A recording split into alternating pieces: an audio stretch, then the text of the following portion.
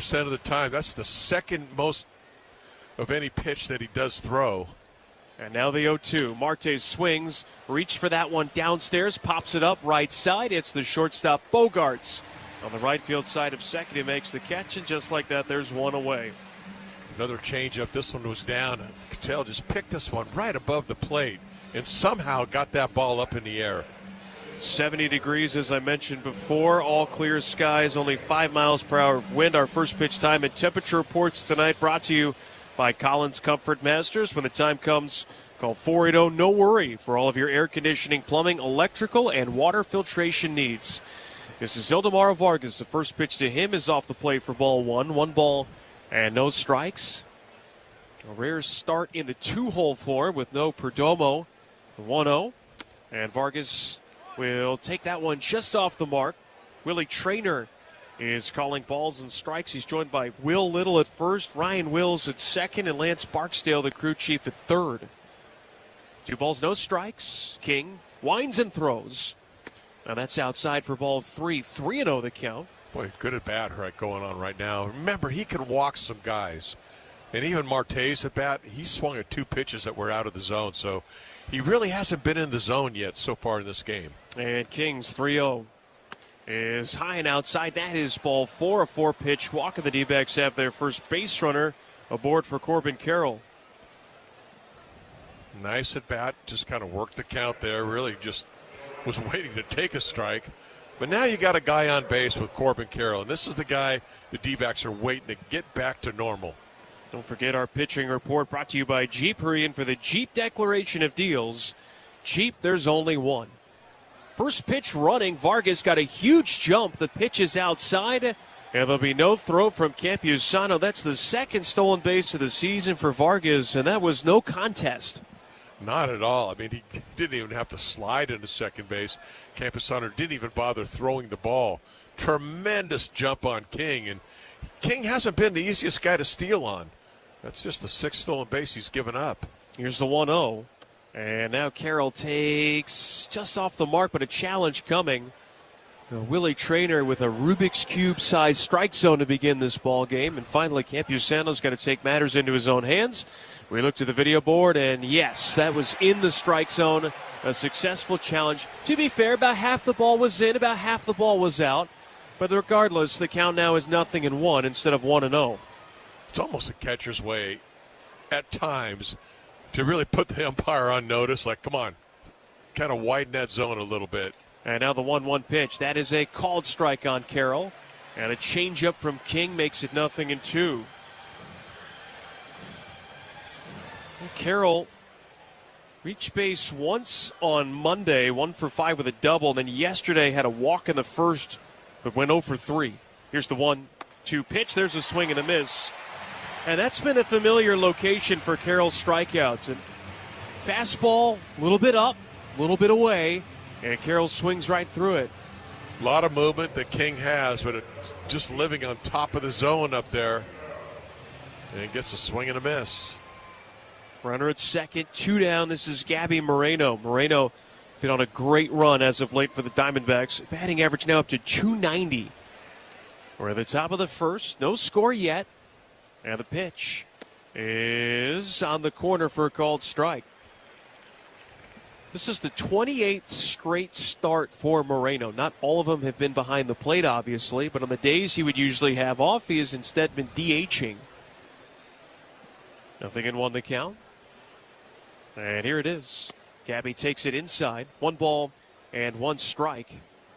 It's a new franchise record, and during that time, I mean, he's just continuing to hit for the Diamondbacks. Go back to the middle part of May, and Moreno's hitting over .330.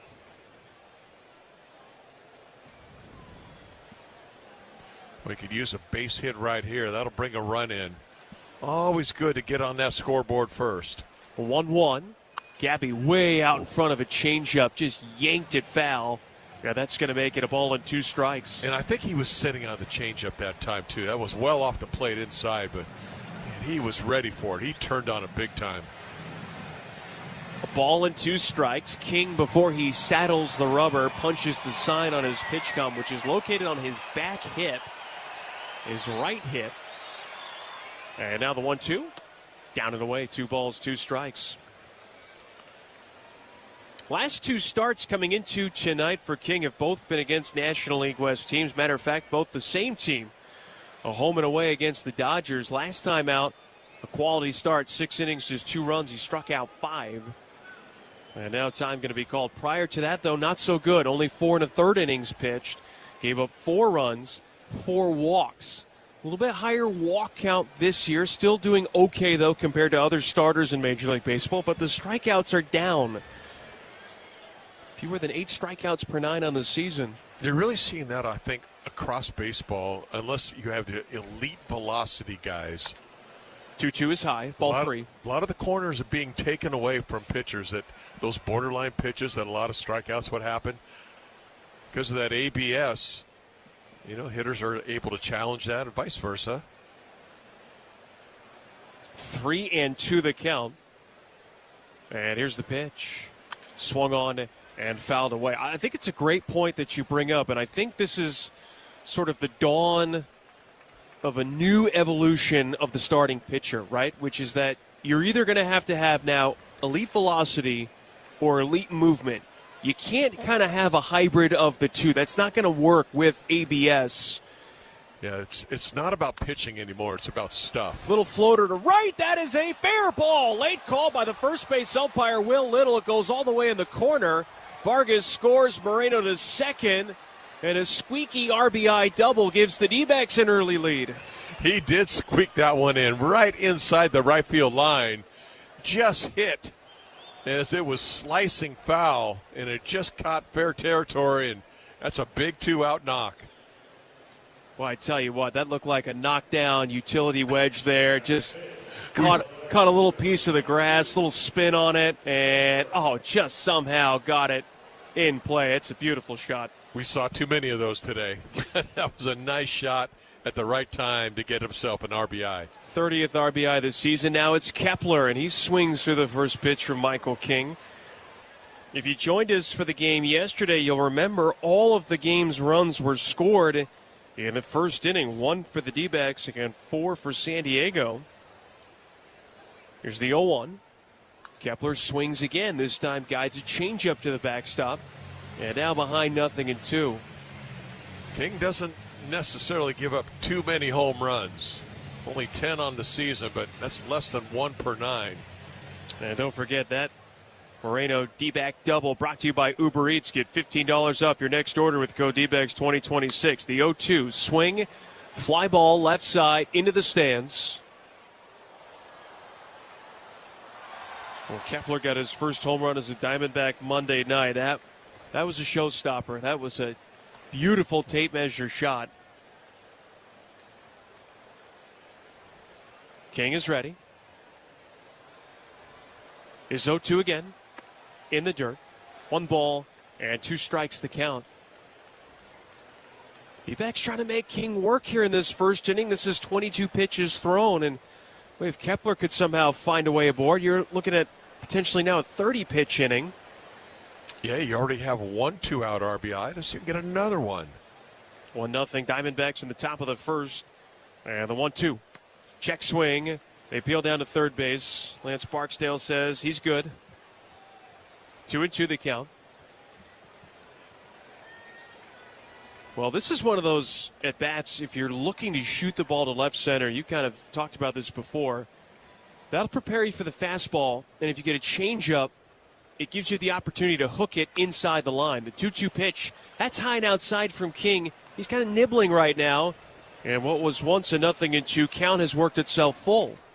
There's been a lot of hitters in the major leagues that have an approach of, let him beat me inside with the fastball. Normally pitchers don't like to do that, but they'd rather throw away and try to clip the corner. So if you take the off-speed pitches away, you're on him. He throws a changeup. That's a pitch now you could pull and pull with authority. The 3-2.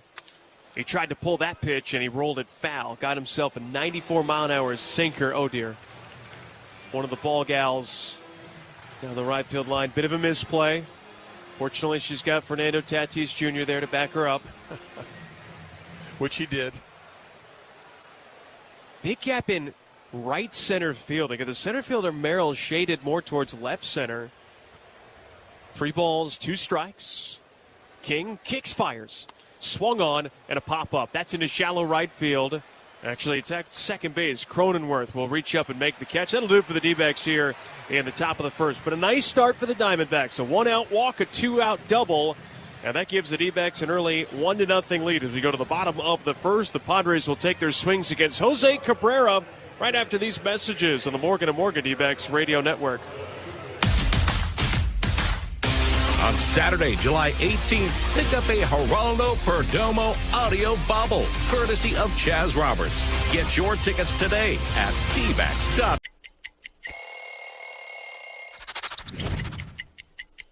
Change wasn't as hard as she thought because she went to AutoZone, where a friendly AutoZoner helped her find the right oil and save on an oil filter. He explained the job and showed her free how-tos on AutoZone.com. When she was done, AutoZone recycled her old oil for free. Get a free oil filter and more during the Celebrate Free event at AutoZone, now through July 27th. Get in the zone, AutoZone. Restrictions apply. Poker players ante up for Arizona's biggest showdown at Talking Stick Resort. The 20th annual Arizona State Poker Championship returns August 13th to 19th. Celebrate 20 years of championship play and compete for an estimated $3 million prize pool. Don't miss your chance to be part of poker history. Find all the details at TalkingStickResort.com and register now to claim your seat at the table. Must be 21 or older. Problem gambling? Call 1-800-NEXT-STEP. As a small business, we can count on APS for reliable energy. I'm glad to hear that. Hi, I'm Drew with Arizona Public Service. Let's talk about safe, reliable energy. Even with Arizona's extreme weather, you can count on our commitment to continue delivering some of the most reliable energy in the country. If an outage does happen, stay safe and informed by visiting our online outage center. And remember, keep your contact information up to date to receive outage alerts. Learn more about safe, reliable energy at aps.com/let's talk. Dbacks Front Office Focus, Wednesday mornings at 11:45 on Arizona Sports 98.7 and the Arizona Sports app.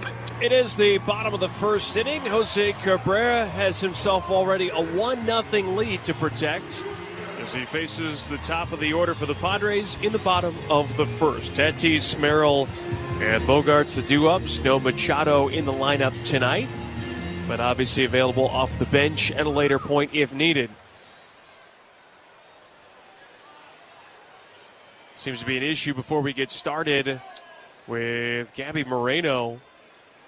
And keeps tapping his leg. I think it's for either a pitch comm device or something. And they're going to assess a pitch clock violation on the pitcher because of this. So Cabrera is dinged a ball. 1 ball and no strikes to count. Well, that seems a little punitive. That doesn't seem right. When your electronic devices fail and the pitcher gets a ball. Well, that sucks. Here's the 1-0. And there's a strike to even the count at 1-0. This is college scrimmage rules. We just start with a 1-1 count. Anyways, Tatis, 281 hitter, 5 homers, 34 driven in the pitch. And it takes a second strike. It's now 1-2. Well, I think Cabrera's going to try to come out in this game and really throw a lot of strikes. Struggled a little bit the last couple games that he's thrown, but especially with the balls that spin. Ooh, got him looking. How about that? Fernando Tatis Jr. given a 1-0 count. He strikes out on 3 pitches. And that's a looking strikeout for the first out. Right after him with the sweeper, and he located this one great, right on the lower outside corner. And Tatis never took the bat off his shoulders. Bring up center fielder Jackson Merrill. Hey, with that 1-0 lead, D-backs are safe at home with Blue Sky Pest Control, the official pest control provider for the Diamondbacks in Chase Field. Merrill wasting no time. He goes after the first pitch and fouls it into the netting. 0-1 the count. Padre team that struggles to get hits, struggles to score runs. Here's the 0-1 now from Cabrera. And Merrill's swing sends a high fly into medium depth right center field. Troy calling for it. Carroll giving way. And Tommy Troy makes the catch. 2 down.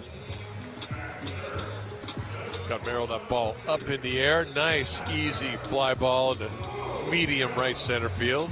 Ball that needs to be caught, which it was. You know, Candy, I know that the last couple of starts for Jose Cabrera haven't necessarily gone the way that he was hoping for it. But, you know, on paper, I don't know how you feel. I really like this matchup. A guy who should be in a lot of pitcher-friendly counts.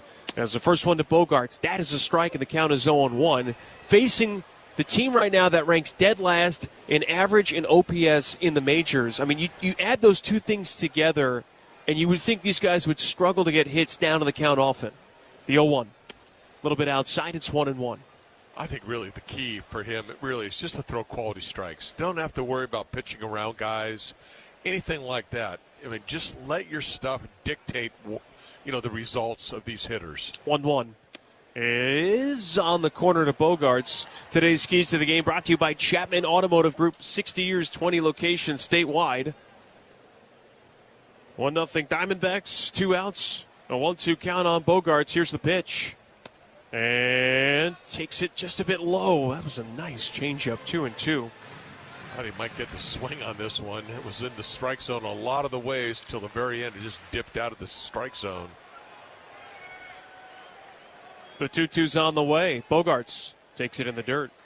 That's another thing we're seeing a lot of. More same-side changeups. Right-handed pitchers throwing changeups to right-handed hitters, and left-handed pitchers doing the same, obviously, to left-handed hitters.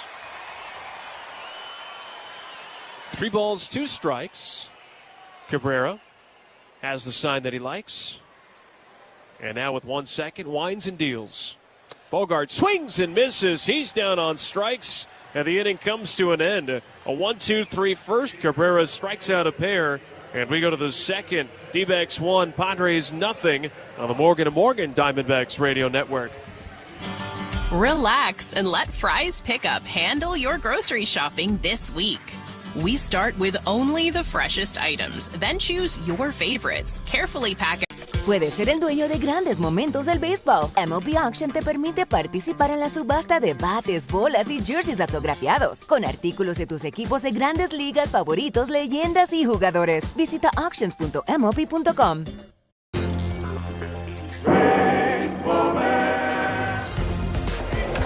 Another breaking ball, skied to left.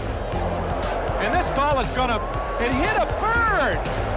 You believe that? I've never seen that. Well, I've heard of birdies in golf. That's the first birdie I've seen in baseball. Santana's probably thinking a bird in hand.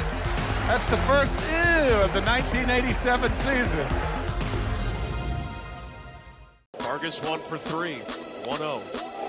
Vargas hits it deep to left center. This one's got some carry, and it's gone. Eldemaro Vargas gets one back. Well, you're the DH. You're supposed to be the hitter, and he's been hitting a single and a run scored in the second, and a 2-out homer, the 7th, his first of the year. That went 431 feet. 109 miles an hour off the bat. That's a momentum breaker right there. He's the ultimate argument for the 26-man roster.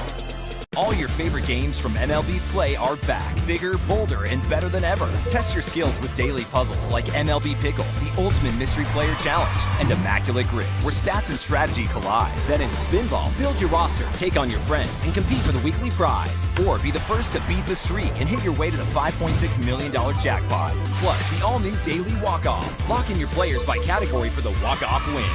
The game's official home for games is MLB Play. Only on the MLB app and MLB.com.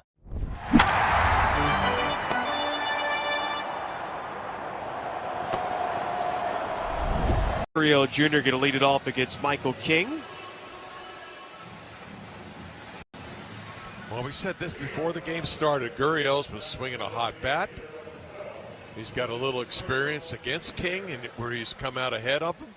This is a good matchup for Lourdes. First pitch to Gurriel is just a bit outside for ball 1. 1 ball and no strikes. Gurriel's hit safely in 3 of his last 4.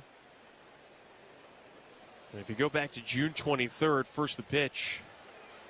And Gurriel out in front, bounces it foul left side beyond the third base bag.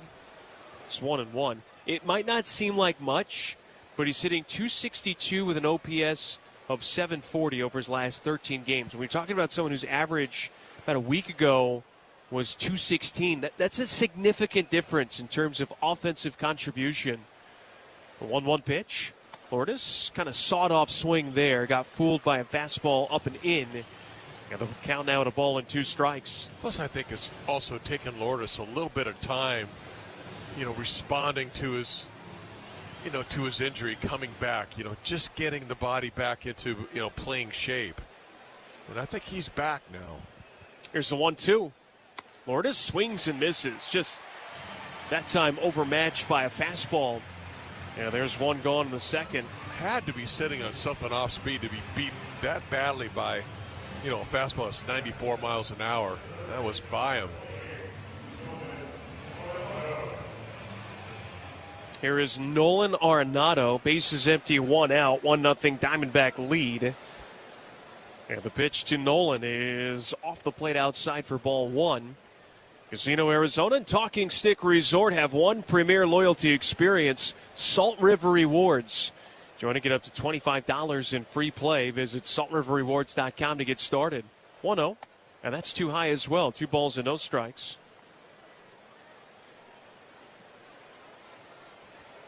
Nolan has just really performed well in his career in this building.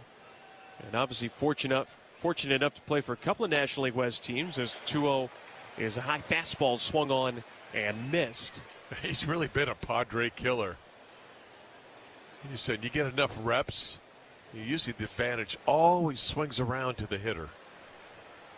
He's a Southern California native, the 2-1. Swung on, sprung foul, right side. Now that's out of play. 2 balls and 2 strikes. And I don't know how you feel about this. I know you're from Northern California, but anytime I'm traveling, I come back to Arizona, there's just a feeling of being back home, right? Born and raised. And maybe it's only Northern California. Perhaps Southern California still feels a little foreign as the pitch to Arenado is inside for ball 3. But perhaps Nolan experiences something very similar, having gone to El Toro High School. L.A., San Diego, they're only separated by about an hour and a half drive if you include the traffic? Oh, yeah, coming back to an environment you grew up in. Sure, that has something to do with it. Here's the 3-2. Nolan swings, got jammed, flicks it in the air, shallow left. That is going to drop for a base hit. A little dinker that time. And Nolan gets himself a base hit. One aboard for Pavin Smith. Didn't hit it hard, but he hit it just right. Just dropped it into short left field. Like a little chip shot. Drops it in there nicely. 1-0 Diamondbacks. A chance for Pavin to just try and get something going. It has been real stop-and-go traffic with him this year. And the pitch to him is taken for a called strike. First pitch slider.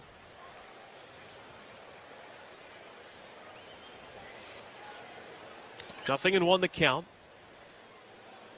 Even got the start in the series opener as this pitch is a little bit off the mark.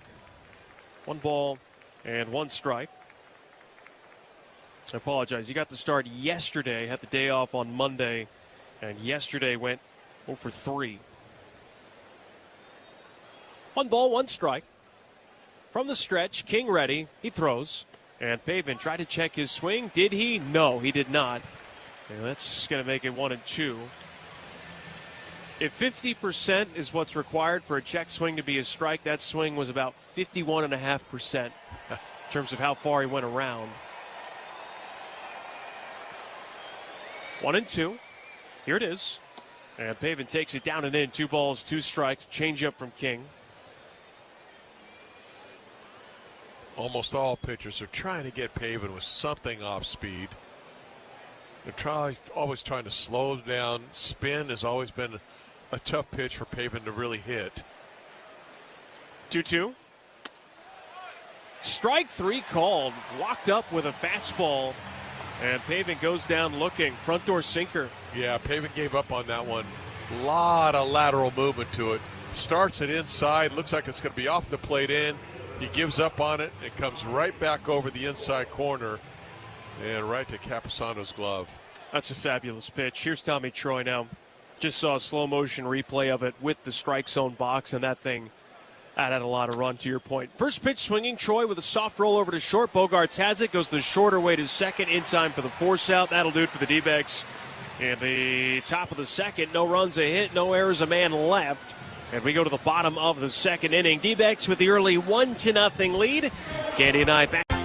The Arizona Diamondbacks are striking back after a slow start, and it's largely thanks to one of baseball's fastest men. Corbin's on the run. He's going the distance. He's going for speed. Corbin Carroll has been playing like an MVP since his debut in 2022, but in his fourth full season, he's taken his game to a whole new level. This guy's unbelievable. He's unforgettable. On Sunday, Carroll put together one of the best games of his career, going 4 for 4 with 2 triples and a 9-1 D-backs win. That put Carroll at 8 triples for the season, twice as many as any other player, and 51 for his career. He's the reason why you come to the ballpark. Watch him hit and watch him run. He became the second fastest player of all time to reach 80 homers and 50 triples. Only Hall of Famer Lou Gehrig did it faster. Carroll's on pace to lead the majors in triples for the 3rd straight season, and he's only 1 triple away from tying the Diamondbacks club record of 52. All your favorite games from MLB Play are back, bigger, bolder, and better than ever. Test your skills with daily puzzles like MLB Pickle, the Ultimate Mystery Player Challenge, and Immaculate Grip, where stats and strategy collide. Then in Spinball, build your roster, take on your friends, and compete for the weekly prize. Or be the first to beat the streak and hit your way to the $5.6 million jackpot. Plus, the all-new Daily Walk-Off. Lock in your players by category for the walk-off win. The game's official home for games is MLB Play. Only on the MLB app and MLB.com.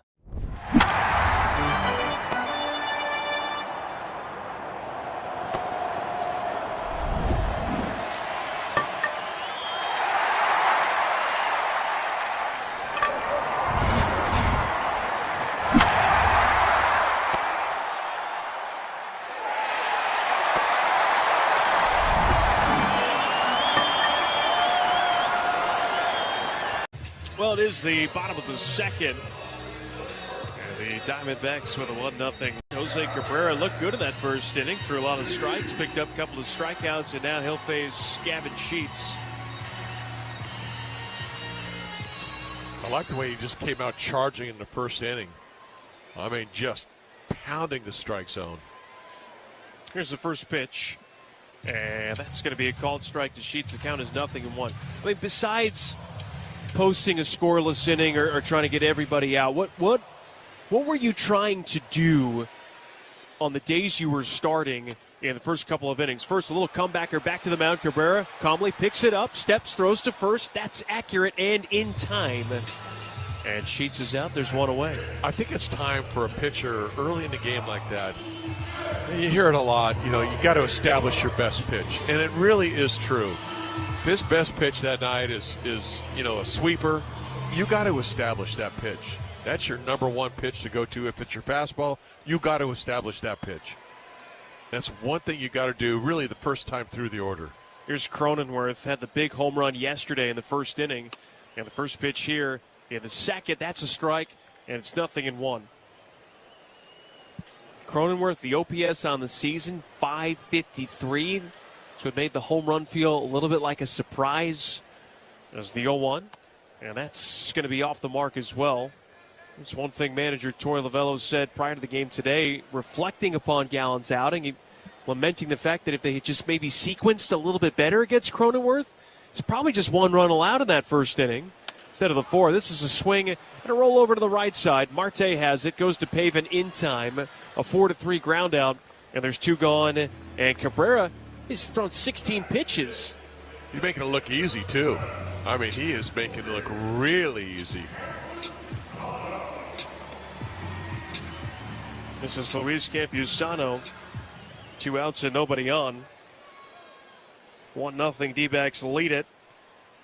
And the right-handed hitting catcher, first pitch, takes a called strike. Now, this is the Cabrera we saw when he made his major league debut. Tons of strikes right now, especially early in the count. And a lot of these Padre hitters are working on 0-1s and 0-2s.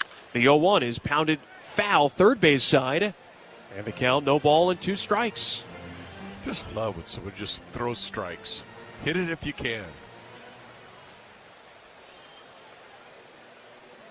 He has a nice presence when he is on the mound. I mean, he acts like he just belongs out there. Just missed outside. He's thrown 19 pitches. He's thrown 14 strikes. And he's almost got 2 scoreless innings in the books in under 20 pitches. And those 5 pitches that he hasn't thrown for a strike, they're close. They're competitive. 1-2. Swung on. A little flare. Center field. Late break for Troy. That's going to drop for a base hit.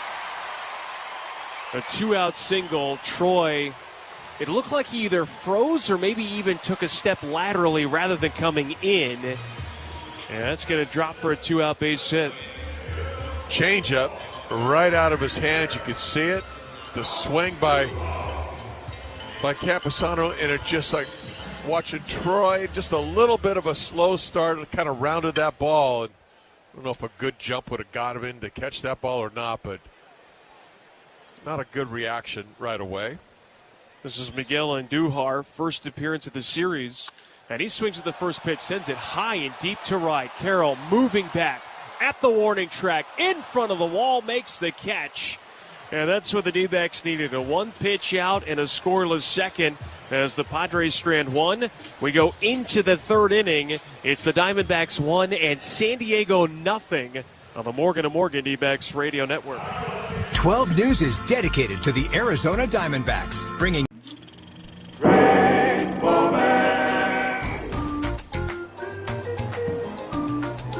Guess who that is? Roger McDowell. He'll be all right. He put this show on, and he got a standing ovation. Sitting off for the Dodgers and batting. Well, the Mets really trying to turn it around. They do, however, trail in this ball game 4-0. I love that. Gorman popped up the first pitch he saw in the 6th inning, so his second trip to the plate. Full count. Swing and a drive. That's a mammoth shot for Gorman. A long home run over the bullpen. Ted Williams always said, get a good pitch to hit. When you do, don't miss it. Nolan didn't. 94-mile-an-hour fastball by Englert and a deep drive. 443-foot shot by Nolan. 0-1. High drive to center. That ball is not coming back over the batter's eye. That'll wake you up. Kurtz's 20th of the year. The A's are on the board. Doesn't matter if you're an A's fan, a Marlins fan, a baseball fan. That is an eye-opening swing from Kurtz. A projected 457. Not many guys in the world have this kind of power. All your favorite games from MLB Play are back. Bigger, bolder, and better than ever. Test your skills with daily puzzles like MLB Pickle, the Ultimate Mystery Player Challenge, and Immaculate Grip, where stats and strategy collide. Then in Spinball, build your roster, take on your friends, and compete for the weekly prize. Or be the first to beat the streak and hit your way to the $5.6 million jackpot. Plus, the all-new Daily Walk-Off. Lock in your players by category for the walk-off win. The game's official home for games. Get in free courtesy of Wendy's. Get tickets for the weekend at dbacks.com/kids free. Top of the order for the D-backs here in this 3rd inning. And the D-backs with a 1-0 lead. Let's see if they can expand upon that here with Marte Vargas and Carroll coming up. Cattell popped out his first time up. Takes the first pitch for a strike his second time up. And is quickly behind 0-1. All right, second time through. Let's see if we can get some more runs on the board. 0-1, that one reached 4, and that's a pop-up on the infield. Marte throws his bat away in disgust as the third baseman, Sun Moon Song, calls off the pitcher, King.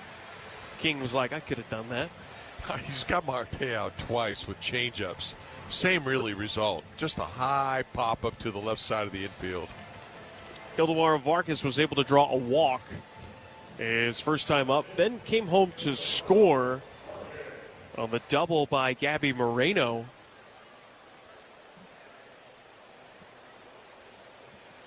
First pitch he swings, drills a liner to left. Unfortunately, right at Chase Bowen, who makes the catch. Good swing, tough result for Vargas. Really good pass of the ball. Fastball up and away. Probably would have been more of a ball than it was a strike, and he went with the pitch. And a shot to left field.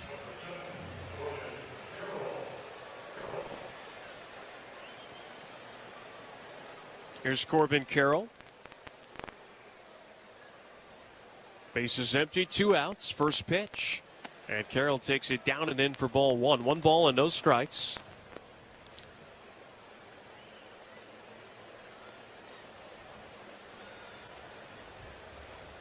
King out of the windup. Here's the 1-0. And Carroll takes a strike on the inside edge. 1 ball and 1 strike the count.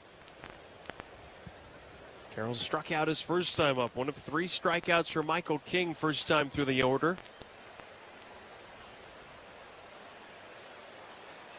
Here's the 1-1. Broken background ball to the right side. Tough play for everybody. Pitcher has it and just gets to the bag in front of Carroll in time for the out. The inning comes to an end. It's a 1-2-3, top of the 3rd inning. And that's going to send us into the bottom of the 3rd. It is still the D-backs 1 and the Padres nothing on the Morgan & Morgan D-backs radio network. Kids Free Weekend is back when the St. Louis Cardinals visit. Jammed and a little pop-up. Everybody's coming, but the pitcher wants it. Now he's going to give way. What's he doing? It's going to be dropped. Keystone Cops on the infield for the Rockies. Isbell's got to beat Iron Man. Battling the sun. He bobbles and recovers. That's a highlight tape and a heck of a catch. That went straight lawn dart. It's in the ground. On guard. That's it.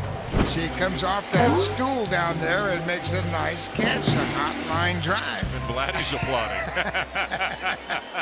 All your favorite games from MLB Play are back, bigger, bolder, and better than ever. Test your skills with daily puzzles like MLB Pickle, the Ultimate Mystery Player Challenge, and Immaculate Grip, where stats and strategy collide. Then in Spinball, build your roster, take on your friends, and compete for the weekly prize. Or be the first to beat the streak and hit your way to the $5.6 million jackpot. Plus, the all-new Daily Walk-Off. Lock in your players by category for the walk-off win.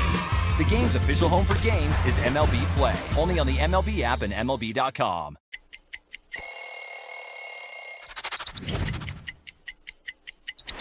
All right, so here's the Mets home jersey.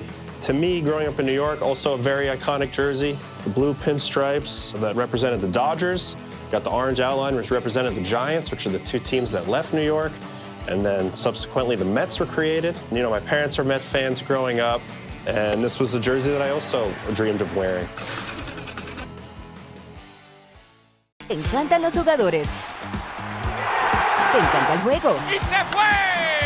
Ahora puedes ser el dueño de grandes momentos del béisbol. MLB Auction te permite participar en la subasta de bates, bolas, jerseys autografiados y más, con artículos de tus equipos de grandes ligas favoritos, leyendas y jugadores agregados toda la temporada. Cada artículo es autenticado por MLB para asegurar que lo que llega directamente a tu hogar es original. ¿Quieres una Producer engineer Ali Narini is our technical director.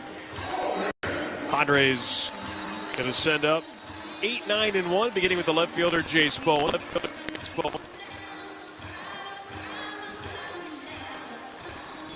Well, we've seen Bowen coach the game once as a bench runner on Monday, and then he came into the game early, but off the bench.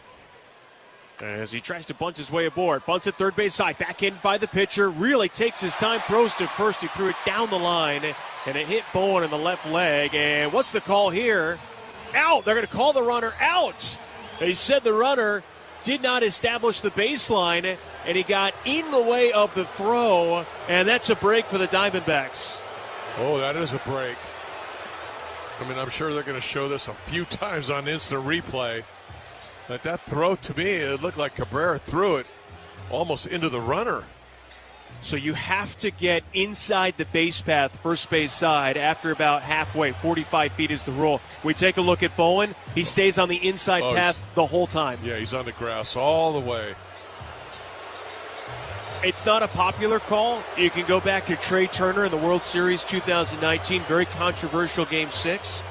But that's basically been the rule for a long time, and that's how it's always been enforced. You can't just run up the grass like he did the whole time. He probably didn't even know that because he'd never been called out for it before. And that's one of those things where, well, now you know. Sometimes you got to learn the hard way, and it's a lesson learned.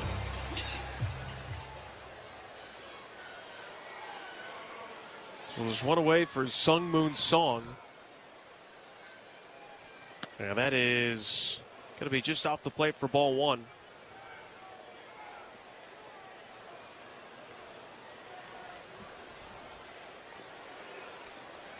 Here's the 1-0 pitch. And that's outside. 2 balls and no strikes. So Bowen is out on runner's interference. Song, a .216 hitter, 1 home run, 9 driven in. Here's the 2-0. And that's sign outside ball 3. 3 straight misfires by Cabrera. The count 3-0. Well, if there's one guy that can come back when he's down in the count, it's Cabrera.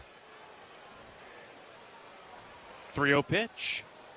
Taking all the way, and that a called strike to Song. Song has made some nice plays on defense and showcasing some defensive versatility as well. We saw him on Monday over at second base, made some nice plays at shortstop as well. That was on Monday, actually. Yesterday was at second. Today he's at third. Super utility guy. The 3-1. That'll be off the plate, ball 4. 1 out walk issued by Jose Cabrera. That's the first walk issued by a Diamondback right-hander tonight. Top of the order coming up, Fernando Tatis Jr.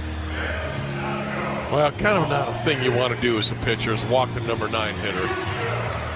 And especially throw it a 3-1. Looked like a slider or a cutter. Never got it over the outside corner. 1 on, 1 out. And Tatis shows bunt, bunts a beauty up the third base line. Bare hand pickup, Arenado, no chance to throw him out. He'll just pocket that one. And Tatis playing a little small ball. It's a bunt single that was hugging the third base line. You know, we've seen a lot of teams try to do this to Arenado lately. He plays real deep, almost daring them, and a lot of guys don't execute. That time, Tatis executed it. Just a hard bunt, but with his speed, there's no way you're going to get him. And Nolan made a nice play, picked it up barehanded, but he knew he had to eat it there. He couldn't throw that ball. First and second, 1 out for Jackson Merrill. 1-0 Diamondbacks top. Check that, bottom of the third. And the first pitch, Merrill takes it way high for ball 1. That pitch looked like it kind of slipped out of his hand. That was way above the strike zone. I mean, this is the big test for Cabrera. How can he do with runners on base, particularly in scoring position? As the 1-0, that is a check swing, no swing, and time going to be called by Gabby's going to walk over and talk it out with the right-hander. Always big for a pitcher, you know, clutch situational pitching. And he's been pretty good at it this year. I mean, hitters only hit 1 for 10 with runners in scoring position against him. So he's had a lot of base runners on, but in that instance, he's actually been pitching pretty well. 2 balls and no strikes. This is a part where you're just looking for outs right now, even if it moves runners over. Early in the game, you've got a lead to work with. Just start adding to the group of 27 that you have to get to by night's end. Yeah, this is a big one because left-handers do handle him pretty well. They're hitting over 300 against him with an over a 900 OPS. The 2-0 to Merrill. Swung on. That is launched foul. Thankfully, that is easily going to clear the third deck. That was a bomb. A foul bomb.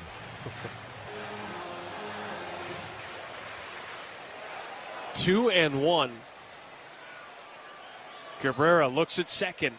Now comes home. Runners take off. The pitch is down and in. The throw to third. Safe is the call. Double steal. Boy, Moreno made an excellent throw from one knee. That pitch took him towards the first base dugout, and he kind of sidearmed it like a shortstop, and they nearly threw out the runner at third base. Song had a horrible jump at second base. And he did make a nice little diving slide to the backside of the bag. And he got in that way because of a slide. Double steal, no challenge coming. Second and third, one out. Here comes the 3-1 pitch to Jackson Merrill. Swung on, and a fly ball to left. Kepler racing over, unfortunately will not have a play. That just reaches about the second row.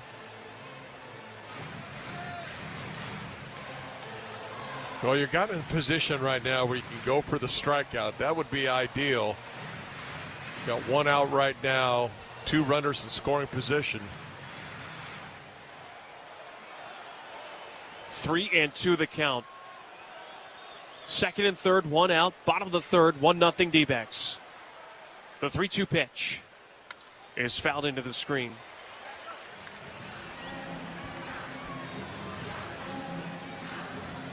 You know, the 2 pitches we saw a little vulnerable from Jackson Merrill. The fastball up out of the zone and the changeup in the dirt. That was more from Gallen. Here's the 3-2 again. Swung on, and he got jammed. Hooked that foul ball right of first base. And we'll do it again. Well, if he's going to come with the changeup, this is a good opportunity after an inside fastball. Just got to throw it with conviction. 8th pitch of the at-bat coming up. The 3-2. Once again, Merrill swings and just got a piece of that changeup. He threw a good one. Yeah, he did. I mean, that was a perfect pitch to throw. Nice call by Gabby. Nice execution by Cabrera. I think you got to go back with that cutter in.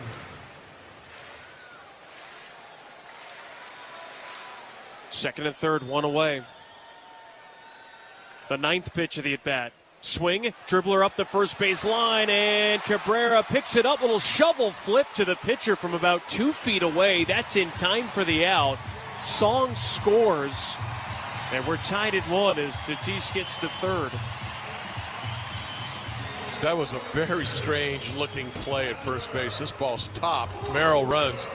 Cabrera gets this ball himself, the pitcher, on the dirt, on the in cut at first base. I have no idea what. And Pavin Smith is standing on the base. I have no idea what he's doing there. It worked out for the D-backs, but you'll never see that one again. And now Xander Bogaerts, the first pitch to him is a strike. 0-1 the count. 60 years, 20 locations statewide, one great partner, Chapman Automotive Group. Find your next vehicle the easy way at ChapmanAZ.com. Cabrera trying to strand that runner as the 0-1 is way outside. Nice stop made by Moreno. 1-1 the count.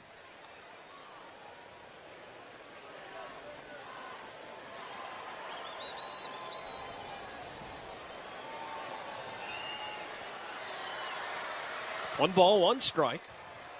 Bogaerts on the year hitting .228. The 1-1. He swings. It's a hard one hopper to third. Backhand pick and pirouette by Arenado. He throws on the run and on the money in time for the out. And that'll do it for San Diego. It is bottom of the third. But they do get a run on a walk and a hit. They do strand a runner to the Padres as we go into the fourth. 1-1 ball game. Back after this on the Morgan & Morgan D-backs Radio Network. Arizona Sports, the local sports. They're loaded now for Langoliers. 2 grand slams in his career. Crack to deep center field. Varsho going back as far as he can go. And Langoliers has a grand slam. Shea's 3rd home run of the series is a grand slam. And they have blown this game wide open. And in grand fashion. Shea Langoliers can do no wrong right now. There's a storm warning in South Florida. It's the Miami Marlins. Baseball's hottest June team, and they stay red hot this month. The Fish are flying and are officially the hottest team in baseball this month. Otto Lopez is looking extremely all-starry at short.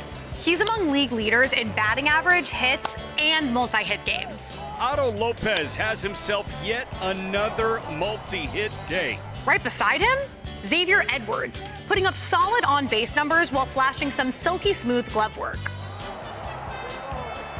Throw in Liam Hicks breaking out at 27, Max Meyer emerging as one of the league's best pitchers, and Sandy Alcantara starting to regain his Cy Young form.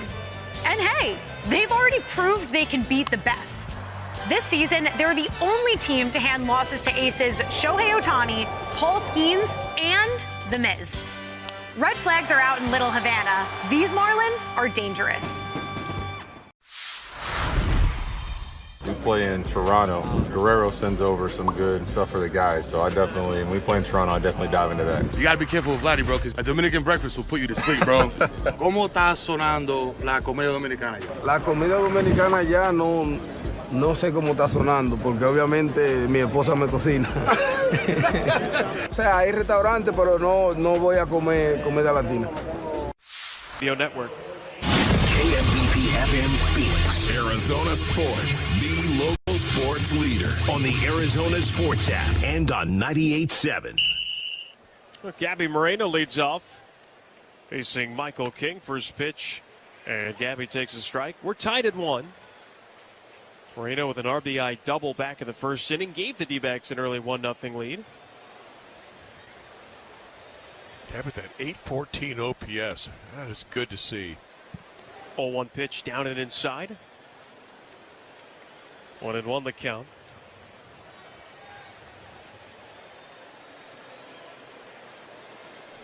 King ready, the 1-1.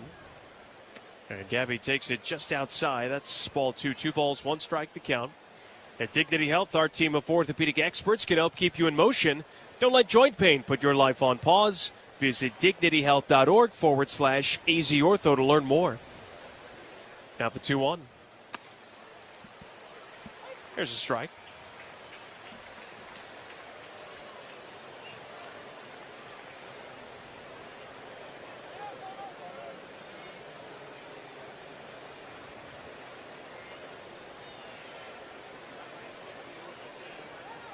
Two balls, 2 strikes, the count. You know, Gabby really has taken this number 4 hole to heart. He's kind of taken over that. He belongs there now. 2-2 down and away, ball 3, 3-2. I know Torrey experimented around the lineup with him. And he seems like he's found a home in this number 4 slot. 3-2. Swung on, and a tomahawk liner to right center field. That's going to drop for a base hit. Might have been ball 4, but Gabby'd rather see the batting average rise. And he's got himself a 2-hit night. He wanted to hit his way on. His ball was well above the strike zone. I mean, it was way up there. And he went with it and dropped it into short right center field. This is going to bring up Kepler.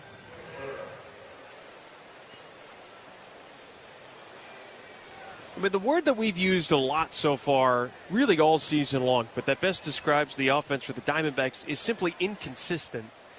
As Kepler takes a strike and the count is 0-1. And if they could, I mean, you want your whole lineup to be performing consistently. That's every team in baseball wants that. But specific to the Diamondbacks, here's the 0-1. Swing and a miss. The count is 1-1. If they could have a prolonged period where just a spot of 3 hitters, a pocket, could have some consistency night in and night out, it would make everything so much easier for the pitching staff, the starters obviously, transition at the bullpen. As the 0-2, Kepler reaches for that one, just got a piece and nicked the changeup foul. But unfortunately, it seems to be going in like 10-day stretches where it looks like they've rounded a corner, then they kind of cool down. The guys you normally rely upon, they kind of have a little bit of a cold spell as maybe the bottom of the order starts to find a way on base a little more often. The 0-2. Kepler takes that downstairs. 1 ball, 2 strikes. Because to your point, Moreno's hot right now, but Carroll isn't. And Perdomo's kind of in and out, as is Cattell. You just got to get on base for Gabby the way he's swinging the bat. 1-2, swing and a miss. And Kepler strikes out. That changeup, we said before the game, you know, his sinker is outstanding. His changeup is even better.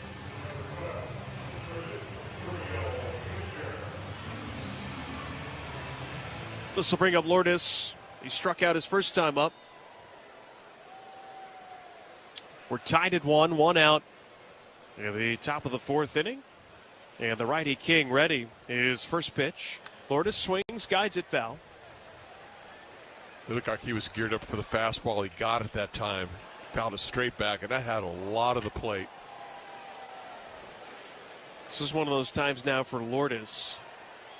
He can recognize pitchers don't want to just groove fastballs to him, but he can sit more, change up, and slider. Look for those pitches in the strike zone. He could do some damage to right center field. The 0-1. Swung on and grounds a changeup foul. Left side, it's 0-2. The one thing Lourdes does not do, he does not like really working the count. He's up there just looking for a pitch he can hit. And sometimes he goes out of the strike zone trying to hit that ball, which he's a pretty good bad ball hitter.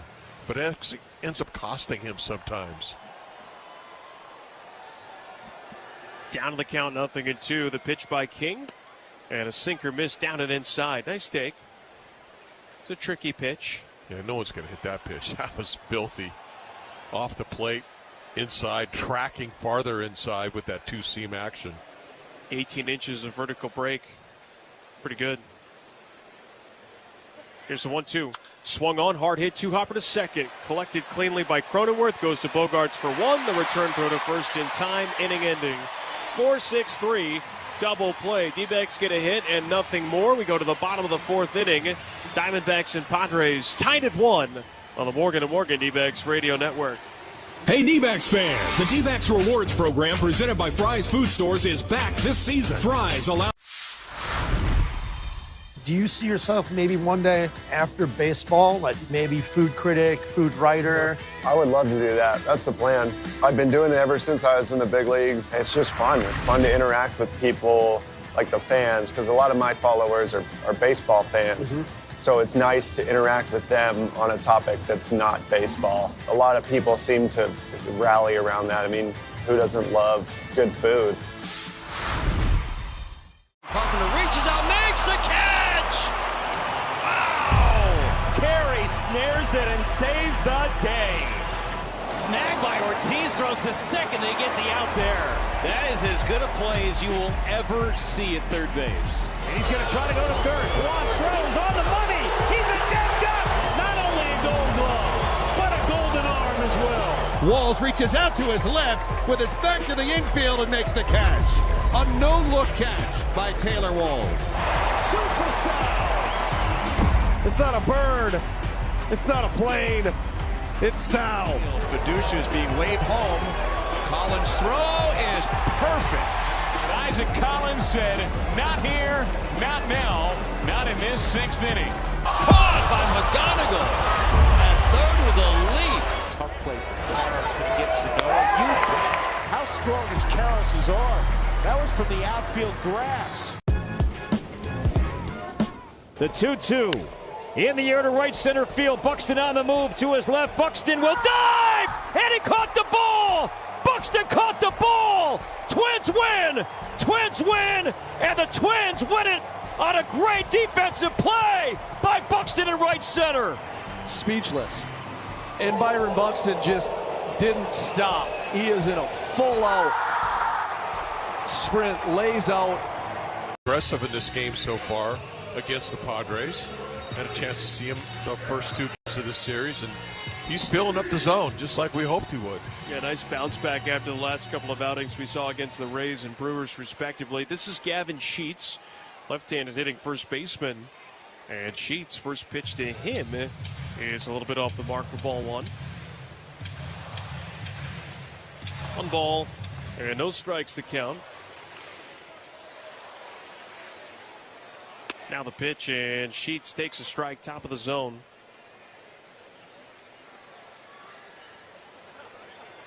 A lot of power Sheets has. He'll go line to line, gap to gap. 1-1 is outside. 2-1. He's got a 7-game hitting streak, or at least had one, going into the ball game yesterday. Such a violent load that he has, the 2-1. And that's outside ball 3. A lot of guys, it's like they quietly pick up their front leg and gently set it back down. He looks like he's trying to break a cinder block with his leg as he brings it up and down. 3-1. Swung on, ground ball to first. Pavin charging has it and steps on the bag for the out. Take those ground balls every day of the week. Wait, another nice pitch. Cutter inside, kind of chewed him up a little bit. A nice little 3-hopper, easy play for Pavin.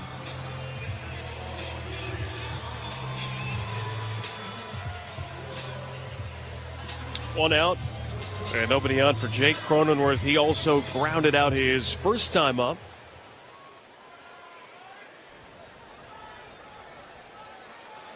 Righty pitcher, lefty hitter.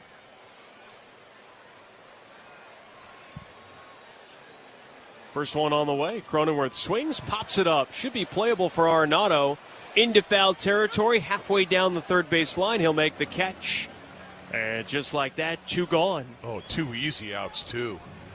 He doesn't get much easier than a dribbler to first base and a pop up to third base. And it's not like you need to try and get a bunch of innings to rest the bullpen, given our proximity to the All-Star break, but anytime you can just get some length from a starter. I say that because Cabrera's thrown 46 pitches, and he's almost through 4 innings. The first one to Campusano swung on and fouled away. And we're seeing some early swings here by this Padre offense. The second time through especially. The first time through, seemed like they were taking a strike, but not anymore. He established he's a strike thrower, and now they're up there being aggressive against him. 46 pitches, 30 strikes for Cabrera. This pitch, check swing. And did he go? He did not. Appeal goes down to first, and Will Little, 1-1. Just the 2 strikeouts for Cabrera that came in the first inning, but a lot of ground balls, and that's encouraging for a sinker ball pitcher. 1-1, and that's going to be down and away. Tried the cutter, but missed. Campusano at a base hit his first time up. And now the 2-1. Down and in, ball 3. Good movement, down and in, but missed his target that time. Come back and make a pitch here. Just close the inning out. Still trying to get his footing back as that pitch missed in off the plate for ball 4. And pun intended, Campusano had dealt with a left toe fracture for a majority of the season, but don't have to put any stress on that toe as he walks down to first base with a 2-out walk. Well, you never like to see that come back. Andujar, though, his last at bat, he hit a ball really well deep to right center field. This guy's a good hitter.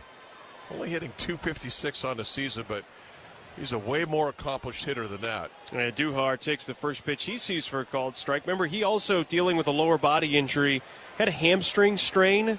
Left hammy, didn't come back until June 21st. 1 on, 2 out. We're tied at 1, bottom of the 4th inning. And the 0-1 from Jose Cabrera. Swung on, that's a tomahawk fly to left. Kepler can't reach it. That's a fair ball. It rolls into the corner. Campusano flying around third. They're going to wave him home. The throw by Vargas, not going to be in time. It's an RBI double, and San Diego has a 2-1 lead. Cabrera just left this cut fastball over the middle of the plate. Didn't get it far enough away. And that's why Andujar was able to hit this ball and apply a little backspin to it and get this ball down the left field line. If that ball's out over the plate, maybe on the edge, probably doesn't have come near to get that ball inside the foul line. Here's Jace Bowen. First pitch to him is a strike. The 2-out walk doubly hurts because it comes home to score 2 pitches later, pardon me. And Andujar with his 20th RBI this season. 2-1 Padres, bottom of the 4th. And now the 0-1. Bowen swings and misses. Better sweeper from Cabrera.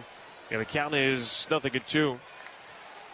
Kind of an unfortunate break for the Diamondbacks also, with that ball staying in the park and rattling around out there, enabling Campusano to get that extra base and score. Yeah, it looked like our view is a little bit blocked when the ball gets all the way into the corner, but it looked like Kepler just had a little bit of difficulty getting to it quickly. Here's the 0-2 pitch. Bowen swings and fouls it. And then we saw a little bobble as well from Ildemaro Vargas as the cutoff man. I don't think it would have mattered even if he'd gotten it cleanly. But you often hear the expression, win the inch. Yeah, that was inch.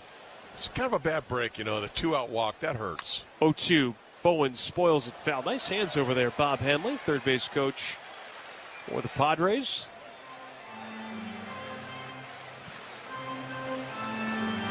Bowen tried to bunt his way aboard in his first at bat, but he was called out for runner's interference. He did not establish himself at any point in the running lane at first base. Ran up the grass the whole way. Here's the 0-2. Swung on, and that one scalded foul. Tell you what, Bowen takes a pretty big swing. Came up empty that time.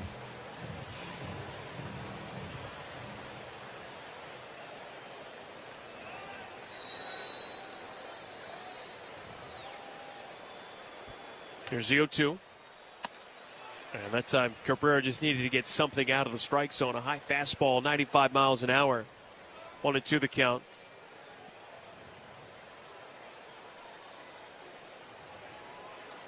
Runner at second, 2 gone. And here comes the 1-2 pitch. Bowen swings, skies it to center. Going back on it is Troy, but he camps underneath it. Reaches up, makes the catch. And that will do it for San Diego in the bottom of the fourth. But they do get a run on a walk and a 2-out double. And that'll send us into the 5th inning. Padres have their first lead. It's 2-1 on the Morgan & Morgan D-Backs Radio Network. On Saturday, July 18th, pick up a... How can you go from a South Carolina trailblazer through a tour of the Far East to a Venezuelan's bid for perfection in the Motor City? Find out on Hall of Fame Connections.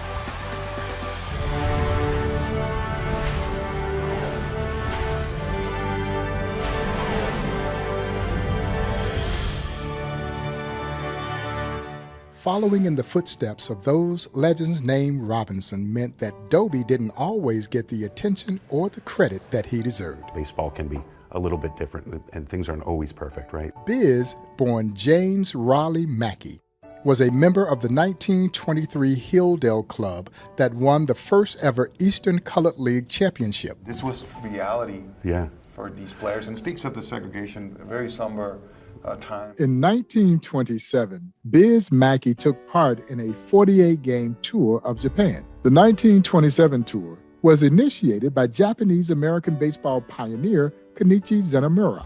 Years later, during World War II, Zenemura was forced to sell all his belongings and relocate to the Gila River incarceration camp. They're being denied their freedom, but baseball provides hope, and it gives them an expression of what it is to be an American. You realize the gravity of the situation, and baseball is that which transcends all of it. So in 2006, the Tucson Sidewinders, a AAA team for the Arizona Diamondbacks, commemorated that high school game that had been played at Zenemura Field. And then later that season, the Sidewinders win the championship of the league by beating the Toledo Mud Hens. And on that team was Ryan Rayburn. He watched his Detroit teammate, Armando Galarraga, toss his famous imperfect game. Another reminder that baseball will always bring people together. Catch every episode of Hall of Fame Connections on MLB.tv and discover your own connections to the game at Baseball. Right now we're ringing throughout Petco Park as the 2 video boards have shown Hall of Famer Trevor Hoffman on his bobblehead giveaway tonight. Hoffman, one of, if not the all-time great closers in the history of the game. Here's the pitch. Nolan Arenado, who leads off, takes the strike. You know, we're pretty lucky because when you think about like the great closers, your Mariano Rivera's, your Trevor Hoffman's, your Lee Smith's, the 0-1, that's in off the plate. And that's going to make it 1-1. we can currently match him up with some pretty outstanding closers in the game right now. We saw Mason Miller yesterday. I mean, that's as good as it gets. There's 1-1. Arenado swings, got jammed, and rolls it foul. 1-2. Aroldis Chapman, I mean, the longevity of his career and the fact that he's still getting it done and maintaining his stuff. That's pretty amazing. Oh, guy's a physical specimen. A 1-2. Swung on, and a fly ball to fairly deep right. Ranging over is Fernando Tatis Jr., and now coasting over makes the catch. Nolan gave it a ride, decided to take this ball the other way, and Tatis made an actually nice play on him, really tracked that ball down.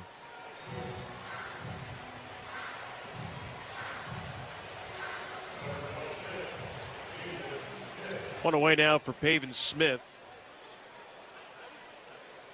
Now that pitch is going to miss for ball one. Pavin squared around to bunt.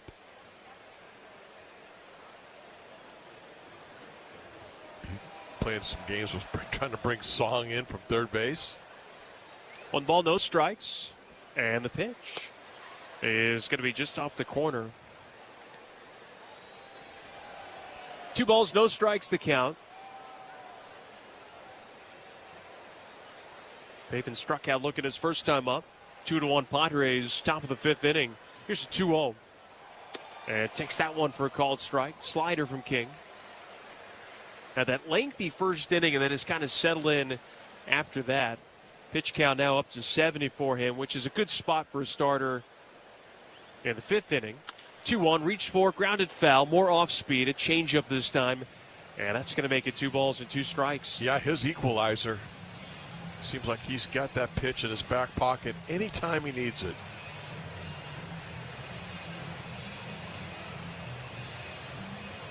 Not just a straight change, you know, it has a lot of tail to it.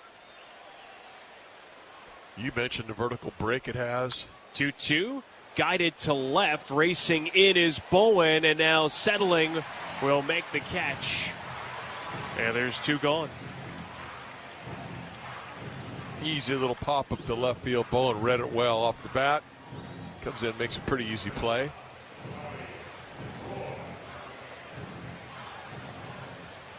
Here is Tommy Troy.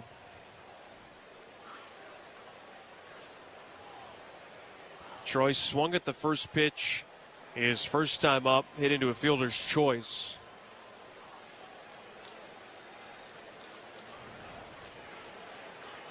And the first pitch to him here, taken for a strike.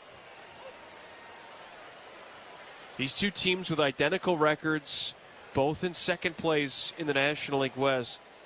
But the gap is 14 games between these 2 and the Dodgers. The 0-1. That's a high pop-up out into shallow right. Out goes Cronenworth. He's called off by Jackson Merrill, who makes the catch. It's a 1-2-3, top of the 5th inning. And that'll send us to the bottom of the 5th inning where the Padres, they've got the 2-1 lead. Candy and I back after this on the Morgan & Morgan D-Backs. All your favorite games from MLB Play are back. Bigger, bolder, and better than ever. Test your skills with daily puzzles like MLB Pickle, the Ultimate Mystery Player Challenge, and Immaculate Grip, where stats and strategy collide. Then in Spinball, build your roster, take on your friends, and compete for the weekly prize. Or be the first to beat the streak and hit your way to the $5.6 million jackpot. Plus, the all-new Daily Walk-Off. Lock in your players by category for the walk-off win. The game's official home for games is MLB Play. Only on the MLB app and MLB.com. Speaking of the AL East, the Rays are back in the driver's seat thanks to a week to remember from Junior Caminero. The Rays' blossoming superstar earned Player of the Week honors last week and has continued to rake. Oh, yeah, he's still got the power. What a blistering pace. Becoming the youngest player since 1900 to homer in 6 straight games and launching 9 homers in his last 8 games. During that torrid stretch, he posted the 8th 3-homer game in Rays history. What a day to remember at Tropicana Field. Junior's major output kick-started an 8-game winning streak for the Rays, as the team looks to capitalize on the Yankees' recent struggles. An incandescent stretch for Junior Caminero. And after hosting a week-long home run derby of his own, Junior will once again return to the stage for the real thing during All-Star Week in Philly.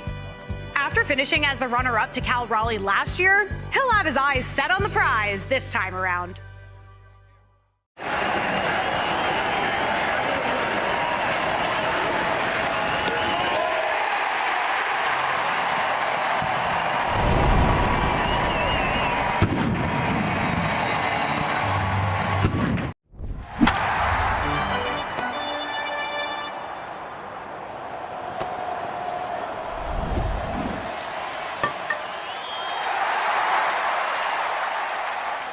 We're batting over $20 billion and counting. We're Morgan & Morgan, America's largest injury law firm and proud sponsor of the Arizona Diamondbacks.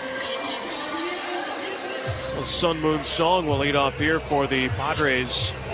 Begin the bottom of the fifth inning. It'll be Song and then the top of the order, Tatis and Merrill. First pitch to Song. Swings, grounds it to the right side. Cattell ranging far to his left, has it, and then just fires a perfect feed to Pavin in time for the out. Nice play. Good footwork by Marte. Yeah, that's always a tough play for a second baseman when he catches that ball way in the hole and to really straighten himself up, and even if he doesn't have time to get that throw on the money. It's a difficult play with your momentum really going towards foul territory. Here's Fernando Tatis Jr. bunted his way aboard his last time up. First pitch here. Takes just off the outside edge. 1 ball and no strikes.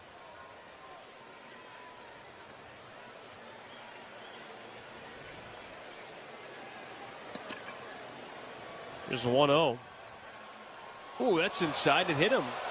Sweeper got him in the back leg. Right in the rump roast. Yeah, Cabrera a little upset that he threw that ball, but it was a sweeper and way off the plate. Just clipped Tatis. Nothing intentional there.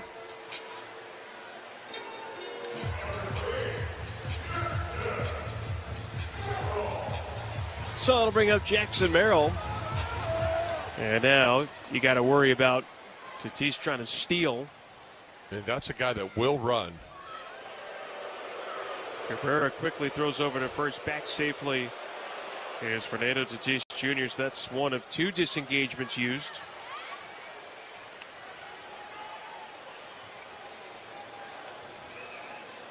Here's the pitch. Swung on. And that's line foul. Nothing in 1 the count. You think that Jackson Merrill gets a lot of fastballs when Tatis gets on first base. Everyone knows he wants the run. He had a fastball there, but he was late on it.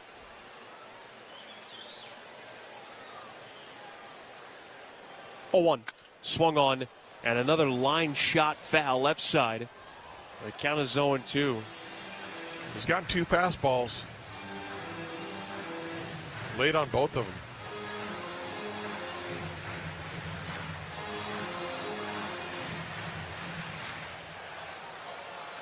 Tatis, 22 stolen bases. 0-2. Down and inside. It's going to be a ball and 2 strikes. 2-1 Padres. 1 out, bottom of the 5th inning.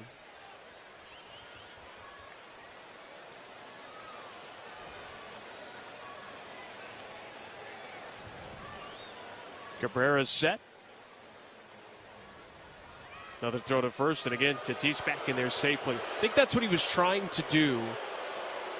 I got a strong suspicion he's going to take off on this next pitch. Sometimes you see it's kind of a lost art now. You don't see it as much, but that one-way lead to draw a throw. The pitch, and that's outside. He kind of quick pitched him there.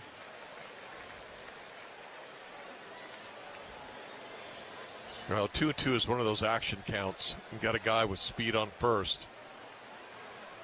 A good possibility he's going to be running here. There he goes, 2-2. High and outside, it's a pitch out. Throw to second, a good one, not in time. They did all they could. Gabby did everything in his power. Cabrera got him the ball quick, but Tatis just really quick. Had a great first step when he takes off. And he's digging right away. Takes a quick glance and gets in. Just a bang-bang play. 2 stolen bases tonight. 3-2 the count. You don't want to lose Merrill. You watch him at second base, too. He might not be done. The 3-2. Swung on, and Merrill just spoiled that pitch. Fouled it away left side. We'll do the 3-2 again. Boy, Merrill went way off the plate to trace that changeup. Really expanded his zone.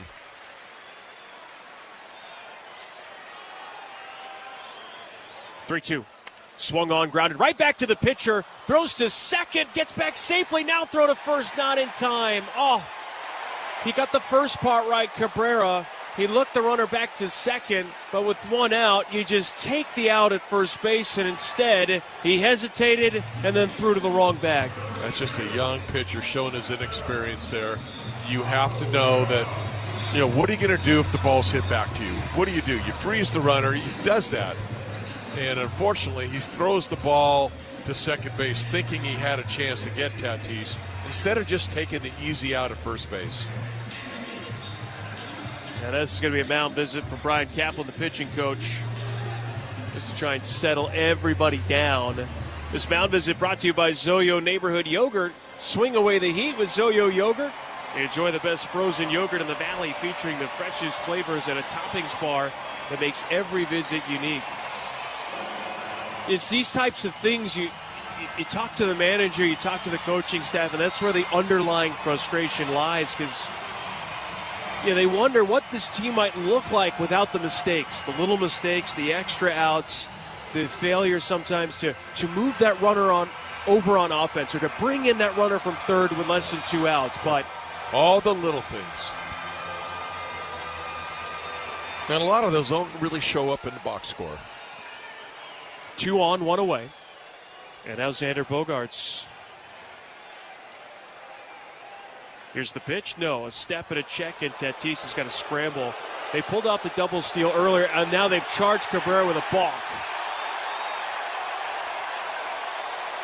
Home plate umpire Willie Traynor emphatically saying that front leg basically started to come home. I don't know about this call. I don't know if he broke. I don't know if he's talking about his back leg, maybe flinching first. Let's see when we see a replay of this. You can just read Torrey's lips saying, I don't know what you're talking about right now. And now he's gone. Now he's been ejected.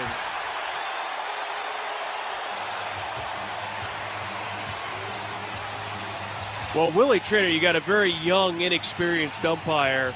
And now you got a salty veteran in Lance Barksdale who's taken a tongue lashing from Torrey Lovello, who's just been ejected from the game. Yeah, Torrey's pretty animated. Well, he just put 2 guys in scoring position on a pretty shaky balk call. Yeah, they still haven't shown us a replay of that. I'd like to take another look and see if he was clean out there at second base or on the pitcher's mound, or if he did flinch. Here it is. Oh, he flinched. No doubt about it. That's a balk. Kind of flexed that back leg before he picked his front leg up. You can't do that. No. And Torrey's still arguing right now.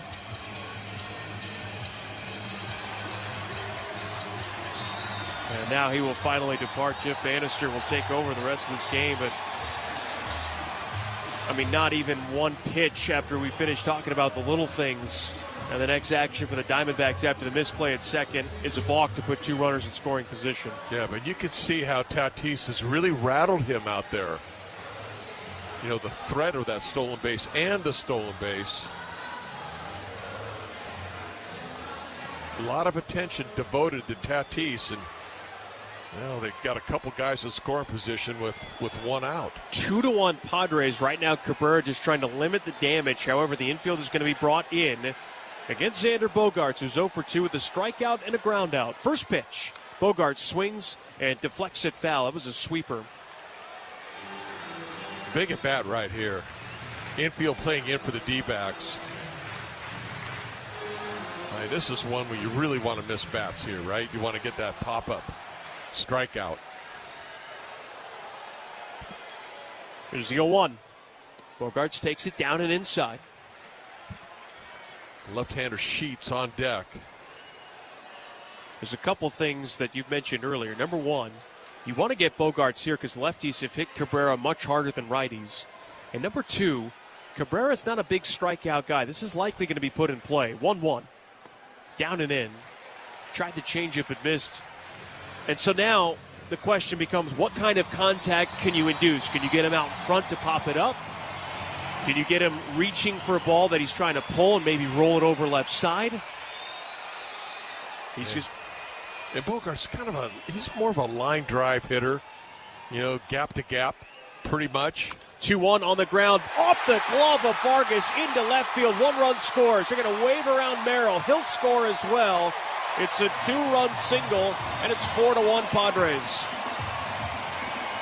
Well, with the infield in, that ball was hit just to the right of Vargas. He dove for the ball, trying to knock it down, maybe catch it. If he catches it, he might have a play. And it deflects off his glove, slows the ball down, and that enables both runs to score as that ball goes into left field. And Jeff Bannister is going to make a pitching change. He has seen enough from Cabrera tonight. This call to the bullpen brought to you by Sanderson Ford. Just playing a new Ford is at Sanderson Ford. Padres have scored twice. They have a 4-1 lead in the bottom of the fifth when we come back on the Morgan & Morgan Dbacks Radio Network. Relax and let Fry's Pickup handle your grocery shopping this. How do you go from a wonder of the ancient world to the modern-day world champs through the Civil War, cricket, and a mythological origin story? Find out on Hall of Fame Connections.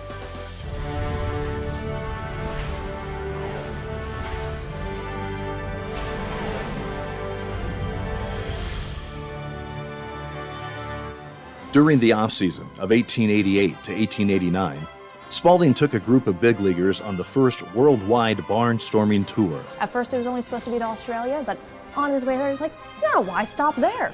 This is Spalding. Yes, you look at the Spalding, you're like, wait a second, now this is the backstory. Okay, this Correct. is great. Stops included New Zealand, Italy, France, England, and even Egypt, where they played in front of the pyramids. Did they water the field or They something? did not. You hit a ground ball and it just goes right, exactly. And the ball-playing tourists posed for this photo with the Great Sphinx. How much does a ticket on the Sphinx cost? Oof, too much, too much. Spalding's contributions to baseball history don't end there. Do you know the story of Doubleday and the invention of baseball? Please, tell us. enlighten us. When a 71-year-old mining engineer and Cooperstown native came forward, claiming that he watched a future Union general, Abner Doubleday, invent baseball in central New York State in 1839, baseball officially had a birthplace in Cooperstown. If I'm in the presence of this baseball right here, does it give you powers to become a better baseball player?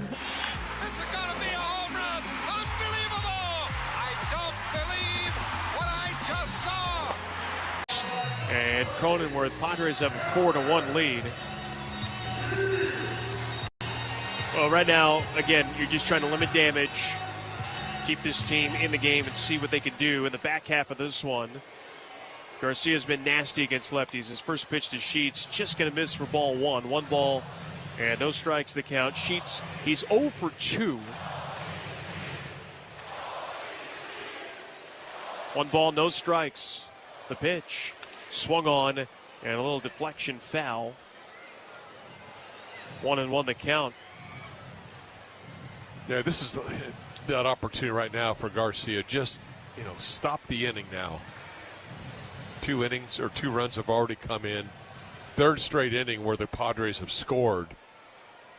But you want to make sure you keep Bogaerts over there. There goes, he bluffs. The pitch is going to be taken for a called strike. And now Sheets behind 1-2. Well, the Padres certainly have utilized the small ball in this game.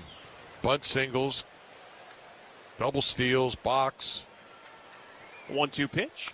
Swung on. That one cued right off the end of the bat. Sheets. There must be something a way that Garcia delivers the pitch, whether it's his long arms or good extension or just hides the ball well. Because so many left-handed hitters are just bailing out for the fastball when they get that sweeper. They're lucky to get contact, and if they do, it's at the very end of the bat. 1-2. Inside. Missed with a sweeper. And he's just effectively wild, too. Oh, yeah. He's got a little bit of a slinger in him. But that's why that ball has so much action. Garcia's 2-2 is going to be a step and a throw to first instead. And Bogart's back safely. I mean, this is a Padre team that I think is starting to understand that they might not have the juice offensively that they thought they did at the beginning of the season, or at least they don't have it right now. And they're trying different ways to sort of make it happen. 2-2. Swing and a foul tip. Sheets down on strikes. Another strikeout for Garcia. That's big. That's first batter efficiency, and that's what you want. You want a guy to come in, lefty on lefty, and get that punch out, exactly what Garcia did. 2 away now for Jake Cronenworth. Padres' third most stolen bases in baseball. And the first pitch to Cronenworth was taken for his strike. They've got 96, just 4 off the pace set by Washington. Diamondbacks, meanwhile, with 60, right around middle of the pack. The 0-1. Late swing by Cronenworth, and we have catcher's interference. Gabby's giving the Motembo finger. He is saying no way. And the D-backs might take a look at this one. Boy, Willie Trader's been just all over the place in this game. It's been controversial, that's for sure. So they're going to challenge this. You can look in replay review to see whether or not there was catcher's interference. Let's take a look here. I don't know what this camera angle is going to show us, ESPN. I couldn't tell anything with that one. Nope. It sounded like to me that the swing was so late and the ball immediately hit off the glove that Willie Traynor thought that it was the bat hitting the glove and not the ball. I haven't seen anything to suggest yet that the bat of Cronenworth actually touches the catcher's. It doesn't. It doesn't come anywhere close. Nowhere close. That was we just saw an angle. That was the best angle. Even Cronenworth knows. This replay review brought to you by Planet Fitness. Get strong for less than $15 a month. So this should be an easy overturn and a foul ball on Cronenworth, who is not making his way down to first base. He's just kind of hanging by the plate. He knows. And Gabby knows. They just showed the most definitive angle that we had seen on the video board, and it was met with groans from the Padre fans. This is when all the players know except the umpires.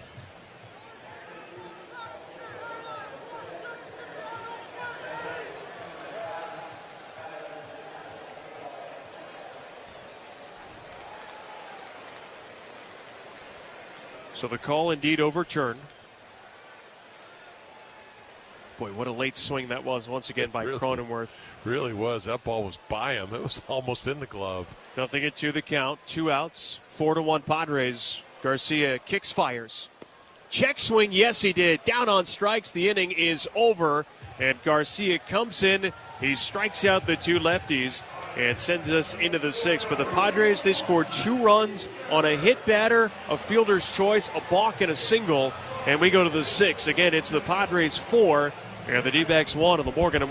The Seattle Mariners have officially found their groove, riding the wave of an amazing run that started in May and has them sailing in June. And the Mariners sweep the A's. The secret to their recent success? Power at the plate and dominance on the mound. Swung on and missed, got him. The rotation, led by Emerson Hancock, Brian Wu, and Logan Gilbert, has been absolutely electric, shutting down opposing lineups. And while all-star backstop Cal Raleigh remains sidelined, a surge of offensive power has arrived. A rainmaker to left field. Julio with a bang. Julio Rodriguez is on fire and flexing his marquee muscle. Throw a locked-in Randy Arozarena and a red-hot Luke Raley into the mix, and you got a lineup firing on all cylinders. Thanks to the run of victories to kick off the summer, Seattle has cruised to the top of the AL West and has the Pacific Northwest rocking. The American League is officially on notice. The Mariners are a problem.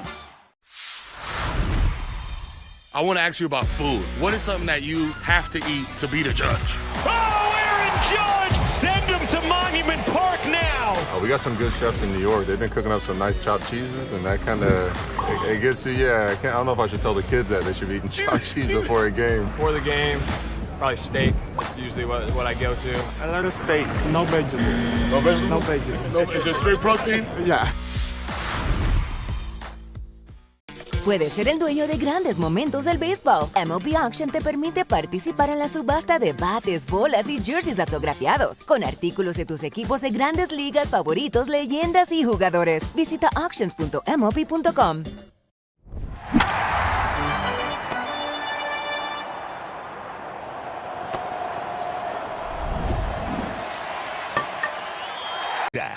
That's the top of the 6th inning. Now the Padres right now have a 4-1 lead. Top of the order coming up for the D-backs. It'll be Ketel, Vargas, and then Carroll. Got to get something going here against King, third time through the order. Ketel's 0 for 2, takes the first pitch from King for his strike. He's basically just snowballed him to death with sweepers and changeups.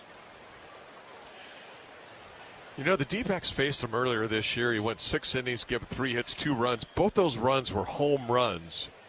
He pitched really good against the D-backs. Well, the 0-1 is outside. 1 ball, 1 strike the count.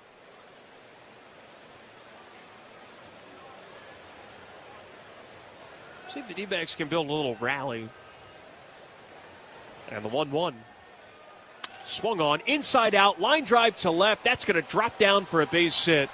And Marte is aboard to start the inning. Wow, that's what you needed. There's the start. Ketel going the other way. Just a little flare, base knock.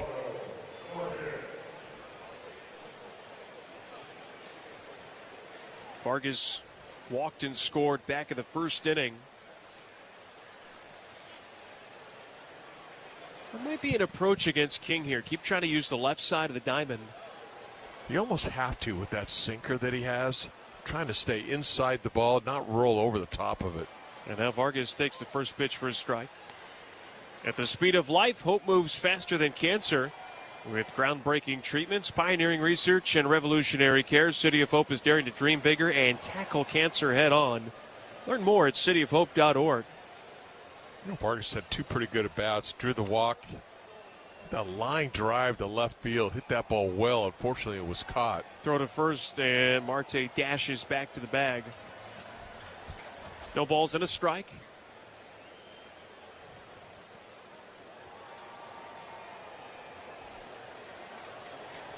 One on, nobody out. King set, ready. And here's the 0-1. Did he check his swing? No. Really uncomfortable looking swing there from Vargas. Can you remind us again, King, third time through the order, what the opposition usually does or does not? They usually get him. .295 batting average against, a couple home runs, and .806 OPS. So this is where he's vulnerable. 0-2 is high, 1-2 the count. He's sitting at 79 pitches now, or 80 pitches thrown.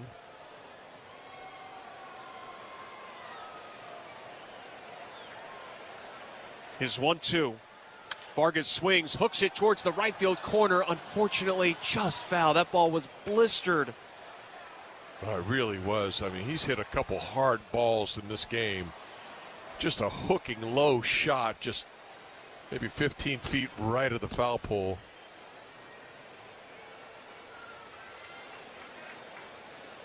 One ball, 2 strikes. King has 4 strikeouts. Here's the 1-2. Reached for, little flare, center field. Merrill makes the catch. Now comes firing towards first, and Marte just gets back there safely. What a read by Jackson Merrill to steal a hit from Vargas. It really was. He reacted perfectly on that ball, read it right off the bat, and used his athleticism and his legs to get in, catch this ball, deliver a throw to first base, and actually made it pretty close with Marte going back there. Here's Carroll. Carroll is 0 for 2. Struck out his first time up, hit a comebacker to the pitcher his last time up. And the pitch here is outside for ball 1. I mean, Corbin has a tough time with King. Even coming into this game, a 1 for 7 in his batting average against. 4-1, San Diego leads it. We're in the 6th. And the 1-0 is changeup. That's a good take by Corbin because he's been swinging way more than he's been taking. And he's been normally going after pitches off the plate. 2 balls, no strikes. This pitch just catches the corner. Slider to make it 2-1.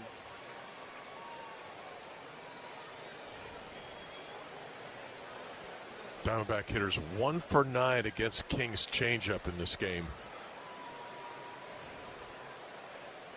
The 2-1. Thought about it. Took that pitch high and away, ball 3. 3 balls and a strike. Well, this is how you get rallies. Hits and walks combined set the table. I think Corbin can get on somehow here. Especially with Moreno behind him. The 3-1. Takes that off the plate. That's ball 4. And Carroll draws the 1-out walk. Good at bat. He was patient out of bat. Wasn't up there so aggressive that he was chasing balls out of the strike zone. Being very patient, being very selective. Draws the walk. And we're going to have a mound visit here from pitching coach for the Padres, Ruben Niebla. While he talks things over, look around the league at some scores. Stay within the division right now. Dodgers and Rockies tied at 3. And what was it yesterday? Rockies came from behind and actually took down the Dodgers by a final score of 4-3. So Rockies playing the Dodgers tough in L.A. Can't say the same about the Giants against the Blue Jays. Dylan Cease took a no-hitter into the 9th inning. Unfortunately, he couldn't get it done. But the consolation prize is that the Blue Jays beat the Giants 10-0 in San Francisco. Chicago, the Cubs, and Baltimore, high-scoring affair there. They beat the O's 9-7. Tigers beat the A's 6-1. Pirates were shut out at home by the Braves 3-0, whereas Miami, they win again. It's 2-0. They're 9 games over 500. Marlins just rocking and rolling along. The Mets, who cares? Just kidding. 6-2 winners over the Royals. Even the Nationals 2 games over 500 with their 8-2 win over Houston. So we pick up the action now. First and second, 1 out.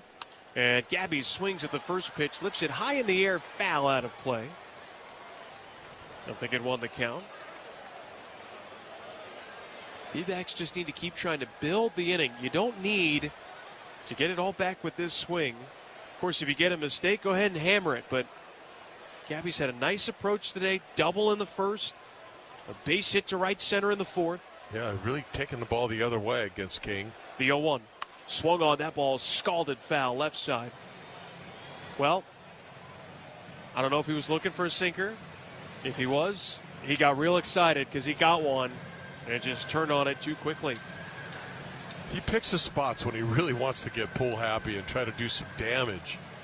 And then he goes back to just taking that ball out over the plate and using that right field slot for a base hit.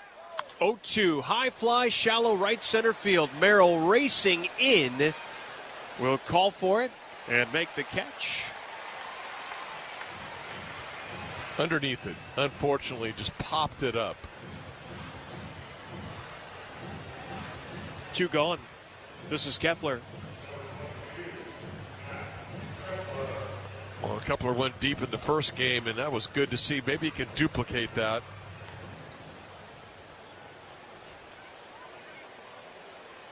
Even a base hit just to get a run back, make this a 2-run game. D-backs, they need some offensive momentum. It has been tough going in terms of run scoring. First pitch, he swings, and he sends a line drive foul left side. Sounded like it was a touch off the end of the bat.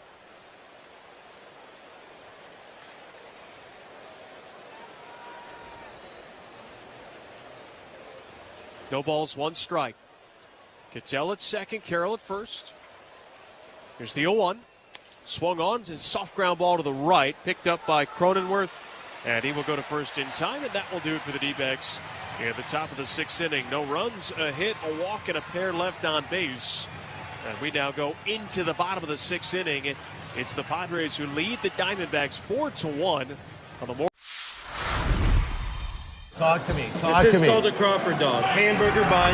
Yes. 2 split top Angus beef hot dogs griddled on the skillet, on the plancha. Amazing. And then we do a bacon onion jam with Crawford Bach beer. Pick it up like a burger. Pick it up like a burger and you just go in, man. Let's go to town. Dude. Oh, best hot dog I've ever had. Best hot dog I've ever had. I love this, man. This is how I grew up eating hot dogs. Brinkonis comes running in. He dives. He made the catch. Diving play, Dansby swats it for the winner. He's at the wall and he makes the catch. The throw there is in time to get him. From the edge of the outfield grass, he throws in time. What a play. The 20-year-old rookie does it again. Oh, man, what a play. Griffin ranging. He does it again. Watson charging hard. Dives and made the catch. Grab for the leap by McGonigal at short. Reeled in on a diving grab by Green. Charged by Altuve. Bare hand by Jose. And the play at first out. Sliding to make a super catch is Lane Thomas. Going out Cole Emerson with a leap, and he makes the catch. He jumps, makes the catch. Racing toward the wall and deep right. Bounces it across. Nice stretch by Vaughn. They got him. Boy, that was smooth by Joey Ortiz. Left side, Manny sliding to his left has got it. Dazzling play by Manny Machado. Puedes ser el dueño de grandes momentos del béisbol. MLB Auction te permite participar en la subasta de bates, bolas y jerseys autografiados, con artículos de tus equipos de grandes ligas favoritos, leyendas y jugadores. Visita auctions.mlb.com.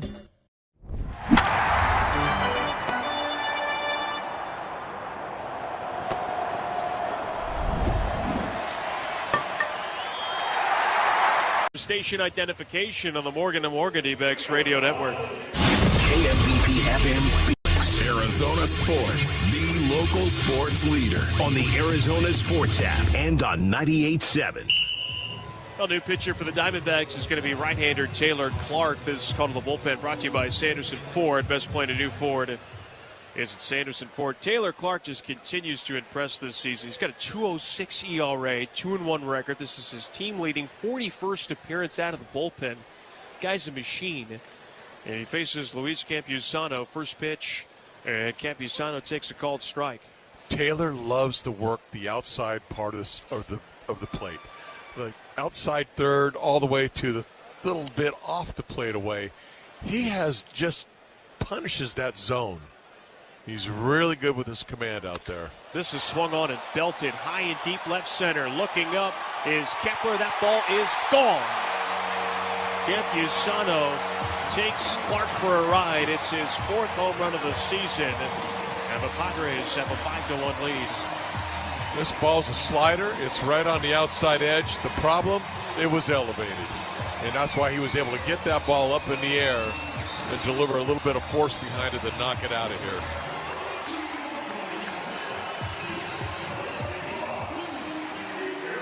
Yep. Just a little bit too up in the zone. 4th home run allowed by Clark this season.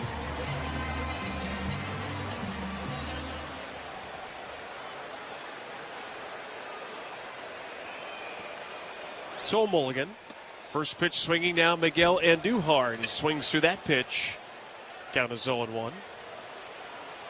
60 years, 20 locations statewide. One great partner, Chapman Automotive Group. Find your next vehicle the easy way at ChapmanAZ.com. This pitch down and away, 1-1 the count. Well, the D-backs scored 1 run yesterday in the 4-1 defeat. They have 1 run today, which also came in the first inning like yesterday. Their manager's been ejected. And it's a 1-1. There's a swing and a miss by Andujar. The count is 1-2. Not been a great couple of days here in San Diego. Still time to turn it around, though. 1-2 pitch. Swung on. There's a laser shot into left field. That's going to get all the way to the wall. Kepler gets to it quickly. Comes up firing towards second, but Andujar is in standing with a second double of the game. The 3 tough at-bats Andujar's put on the D-backs.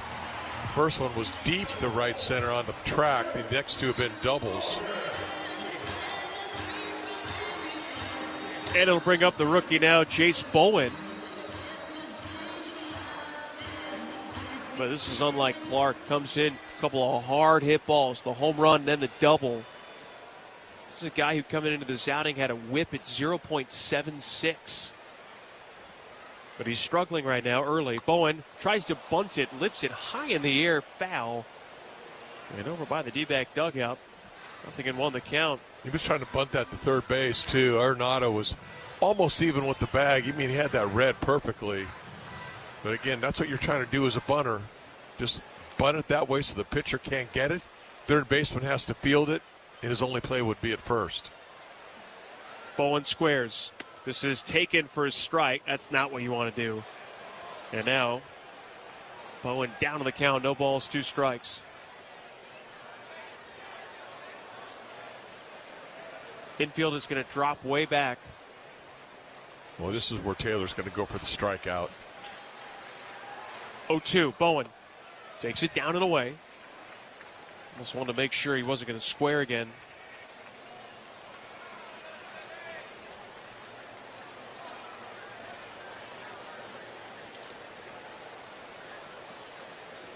One, two. On the ground, left side. Vargas has it cleanly and throws low to first. Good stretch by Pavin. But all in all, a nice play. That runner has to stay put. There's one gone. Ball was hit really hard. Vargas didn't even really have to freeze him at all. He just made a quick, strong throw. But a nice job by Pavin helping him out as that ball's a little bit in the dirt.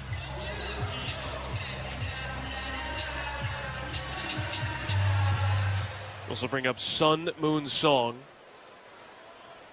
5-1, Padres lead it. They've scored in 4 consecutive innings.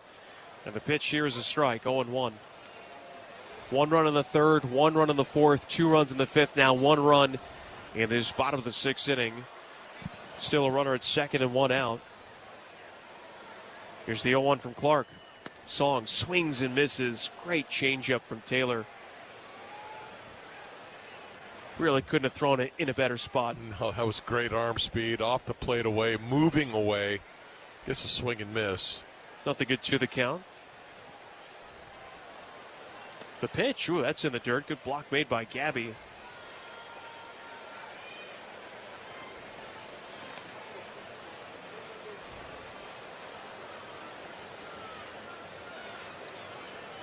A lot of times you see Gabby try to pick those balls. That time, his body was out there. Excellent job. You could tell Gabby's feeling a lot better. The pitch swung on and grounded foul.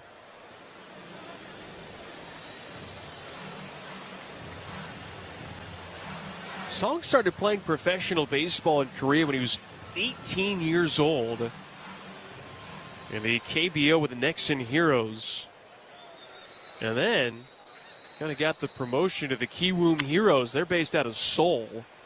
As he swings at the 1-2 once again and grounds it foul. But all in all, spent 9 seasons, parts of 9 seasons in the KBO before in December of this year signed the 4-year deal to join the Padres. He could opt out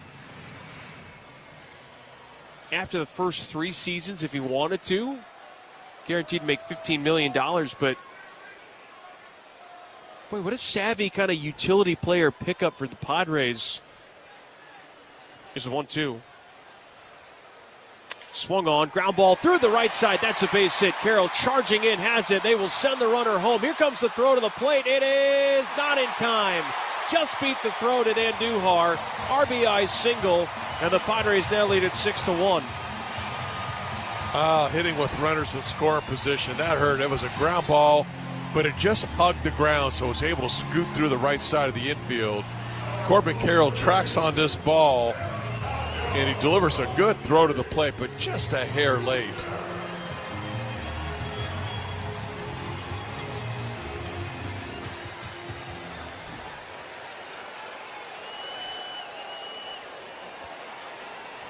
One on, one out for Tatis. And the pitch to him is inside for ball 1. Well, there's nobody up right now for the Diamondbacks in their bullpen. Quick throw to first. It gets away from Pavin. It's going to roll away. And now getting to second is Song. He will get the stop sign there. It's a throwing error by Taylor Clark, and boy, it's just been one mistake after another for the Diamondbacks tonight. Yeah, they are just not clicking in this game. Just giving them another free base there. Just kind of watching. Taylor Clark comes set.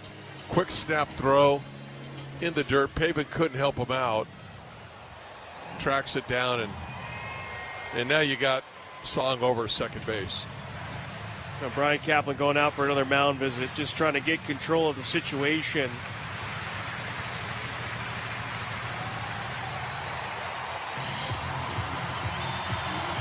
But I tell you what, going into this sitting, and this position hasn't changed at all. Taylor Clark's been one of your kind of go-to relievers to provide a little bit of length, and you're kind of roasting him right now and almost guaranteeing he's not going to be available for tomorrow's game. Because when you look down at that bullpen, you don't see anybody up. 17 pitches.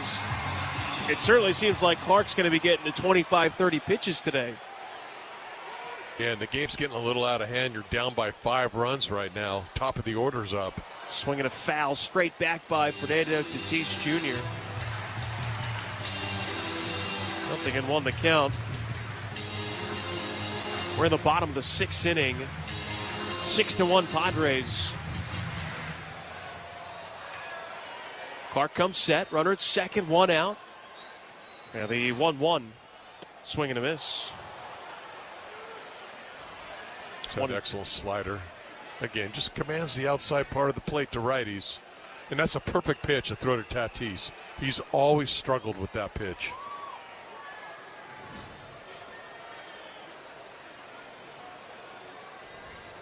This one is outside. 2 balls, 2 strikes the count.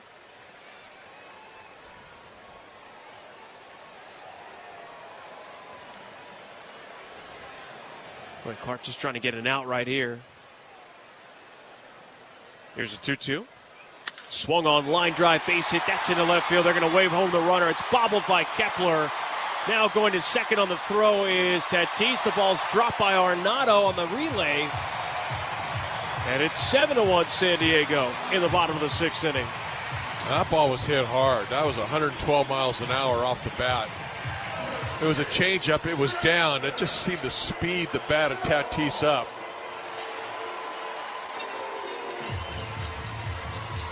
Boy, Tatis gets all the way to second base. That hurts too.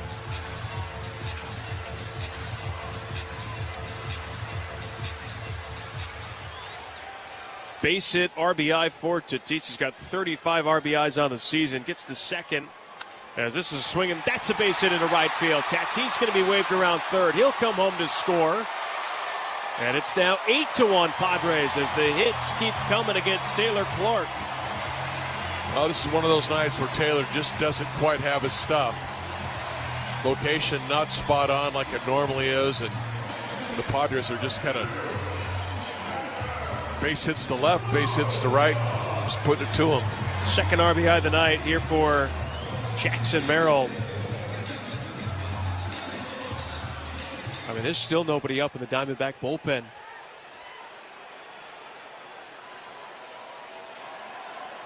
Throw to first, and they almost got him. Ooh, I think they might want to take a look at this. It looks like Merrill might be picked off. Pavin was looking at it like he thought he had him. I thought he had him from up here, to be honest. They're not going to challenge.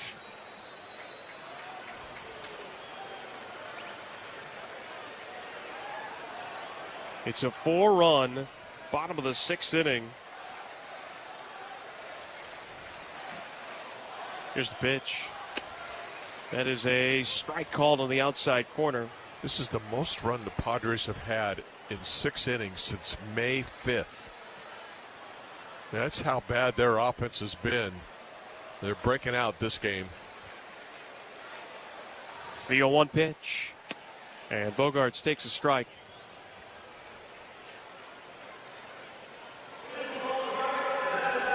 Ooh, we're going to have a challenge right now by Bogaerts. Let's take a look. And Bogaerts probably filled with a little bit of regret. Yeah.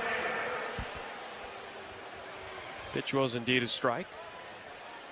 So the Padres only have one challenge remaining. The D-backs have both of theirs. Taylor Clark, 24 pitches thrown, 1 on, 1 out at the bottom of the 6th inning.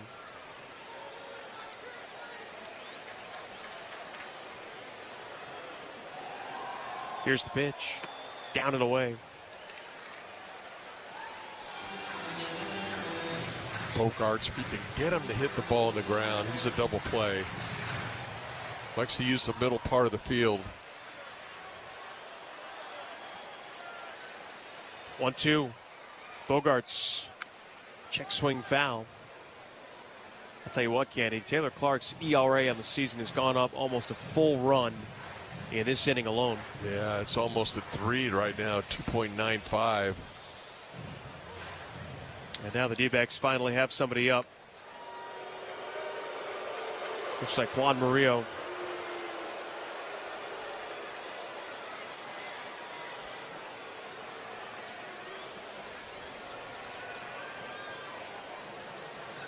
From the belt, Clark ready to go. And the right-handers 1-2. On the ground to third. Arenado has it. Goes to second. There's one. On to first. There is 2. Nice backhand pick by Pavin for a 5-4-3 inning-ending double play. But the Padres score 4 runs. They do it on 5 hits and 2 errors as we go into the 7th. And it is now an 8-1 Padre lead on the Morgan & Morgan D-backs radio network. On Sunday, July 19th, the D-backs take on the St. Louis Cardinals. And the first 5,000 kids to the game will receive a Baxter Ears cap, courtesy. I'm going to throw out a restaurant kitchen term to you, and then hit me with the baseball one. I'll start first. Okay. Mise en place. Oh, mise en place. That is, as the chef, you put all your different ingredients out, kind of before you start cooking, right? You got it, man. Yeah. That's the most important That's a tough one. I hear this one a lot because of my name, can of corn. Easy fly ball. I believe this one's it's a rookie card, I know, but I feel like it's the first card that I ever, like, big league card. Obviously, as a kid, trying to get to the big leagues, the dream of making it, but as a kid that had cards, right, as a kid, this is like seeing your card the first time is pretty cool. So that's pretty powerful when you see that card. All your favorite games from MLB Play are back, bigger, bolder, and better than ever. Test your skills with daily puzzles like MLB Pickle, the Ultimate Mystery Player Challenge, and Immaculate Grid, where stats and strategy collide. Then in Spinball, build your roster, take on your friends, and compete for the weekly prize. Or be the first to beat the streak and hit your way to the $5.6 million jackpot. Plus, the all-new Daily Walk-Off. Lock in your players by category for the walk-off win. The game's official home for games is MLB Play, only on the MLB app and MLB.com.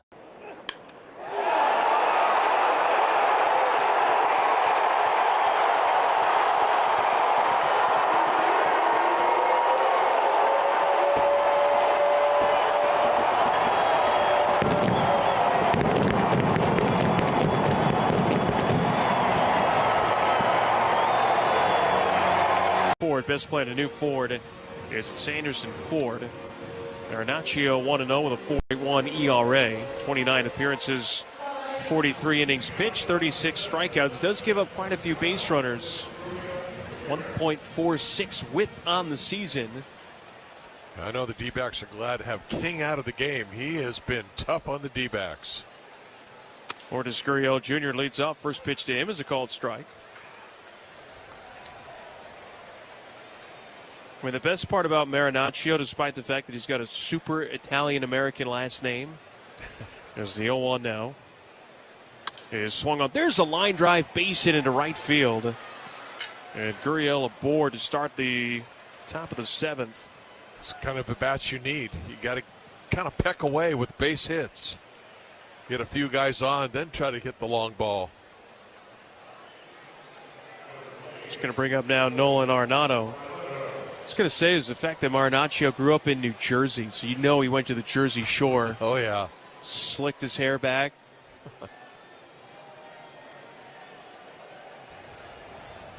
Here's Arenado. Pitch to him. There's a called strike. 0-1 the count.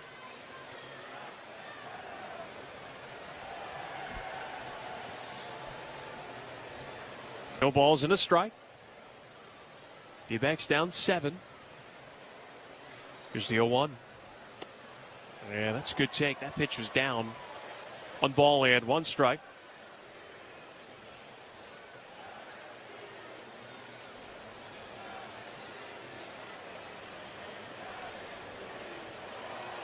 Marinaccio from the stretch. Here's his 1-1 pitch. And that's low. 2 balls and a strike.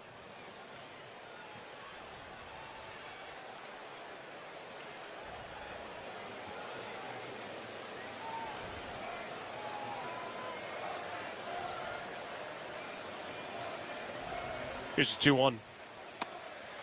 Ooh, that one's going to miss for ball 3, and I think we have a challenge.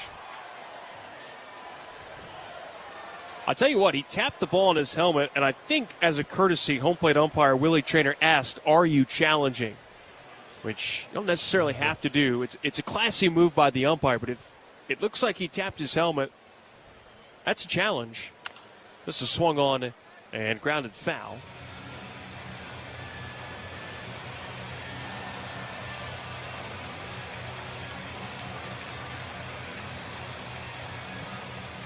Three and 2 the count.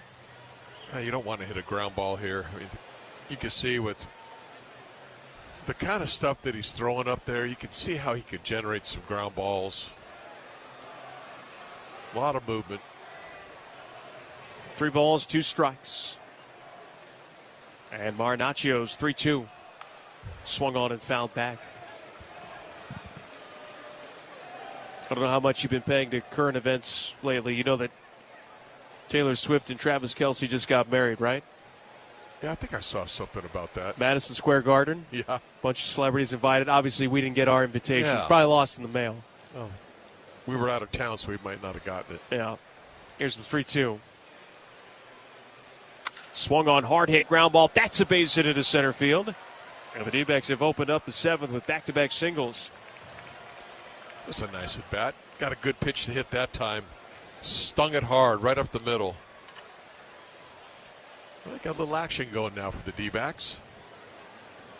2 on for Pavin Smith.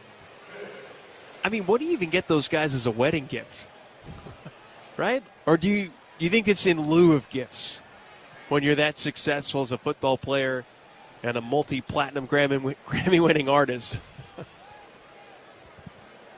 Get some nice, pretty wild stuff. Some dinnerware? I don't know. Here's Pavin Smith. That is a strike. And the count is 0-1. Pavin needs something positive. It has been a hard week on top of what has been a hard season for him. Get Travis Kelce one of his rookie cards. How's that? Now that you could come through with. The 0-1 is down low. 1 ball and 1 strike. All right, Pavin needs to lift this ball. Again, be nice to get a good pitch to hit. Deliver the goods on this one. 1-1 pitch. Pavin takes it for a strike cutter. Pavin is being very, very patient, but perhaps now being a touch too patient.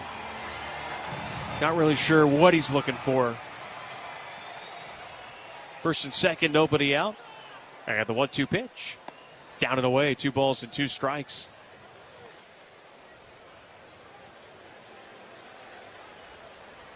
Eight to 1, Padres leading, but the D-backs trying to build the inning here in the 7th. They have the first 2 men aboard with nobody out.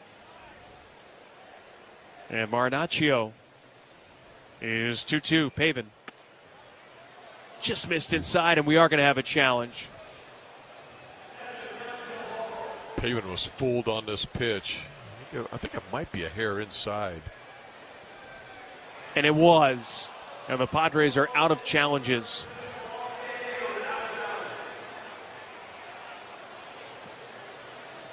Well, it'll be an interesting thing to monitor. Well, especially if the D-backs can get themselves a little closer here. 3-2 the count. Marinaccio. Here's his pitch. Pavin off the end of the back, grounds it just short. Bogarts has it, steps on second for one, throws to first for two. That's a double play. Well, you're hoping he wouldn't hit the ball on the ground, but he did, and just hit it right to the shortstop, who Bogarts caught it, stepped on the bag, easy throw to first for the double play.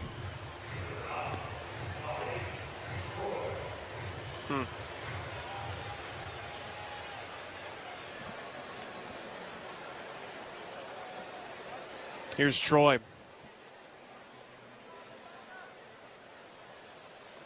And the pitch is down and in for ball one. Casino Arizona and Talking Stick Resort have one premier loyalty experience, Salt River Rewards. Join to get up to $25 in free play. Visit saltriverrewards.com to get started. 1-0 pitch. Troy swings. This is crushed deep to left field. It is gone. Off the second deck for Tommy Troy. It's a 2-run home run. His fourth of the season makes it now an 8-3 ball game. Well, he got one right there. Boy, that was a four-seamer inside, too. Quick hands, opened up, and drilled this ball. Not even close, it was out of here. Daniels Jewelers is your proud trip around the diamond sponsor. Don't miss out. Grab your 50% off coupon instantly at danielsjewelers.com/baseball. That is danielsjewelers.com/baseball. I'll tell you what, if they ever build a statue of Tommy Troy, it's going to be with his helmet falling off. As Cattell swings and slashes the first pitch foul. The D-backs have cut it now to within 5. Still some time left in this one. We're in the 7th, 2 outs. And the 0-1. Cattell swings at a pitch almost on the plate and fouls it. Cattell's been chasing pitches down in the zone all night long. Especially off King and that changeup he was throwing him. Nothing into the count. Here it is. Marte takes that one from Marinaccio downstairs.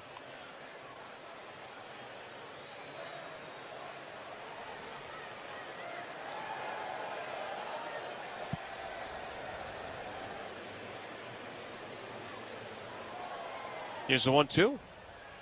Good take by Marte. That was downstairs. Yeah, he's looking for everything down right now. Eyeballing it pretty good. 2-2.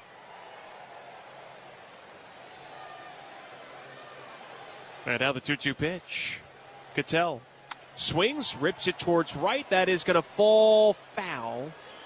Boy, right idea. He thought after all those down and aways they might try and buzz him in. And he still almost beat it to the spot. Yeah, I mean, it got the small part of the bat, but he still almost got himself a double out of it.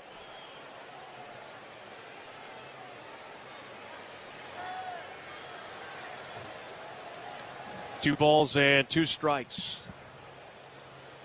2 outs the pitch. Is on the ground, sharply hit, but right to the second baseman. Cronenworth made a nice play. He's got it, throws to first in time, inning over. D-backs, they get 3 hits and 2 runs on the 2-run home run by Tommy Troy. Stretch time in San Diego. Padres lead at 8-3 on the Morgan.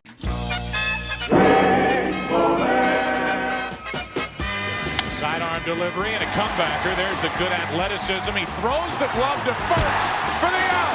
The ball was stuck in his glove. What an intelligent play by El Duque. That reminds me of Terry Mulholland 12 years ago against the New York Mets. And it's a good reminder for all you youngsters out there. If you're going to catch a glove with a ball wedged into it, use 2 hands like Tino Martinez did. The MLB app. Yeah, it's got game. This game, these games, all the games, pre-game, post-game, and everything in between.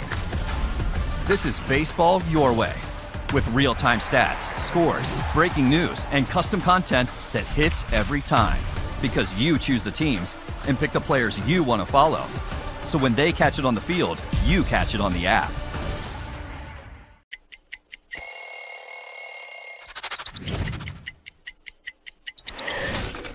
Wow.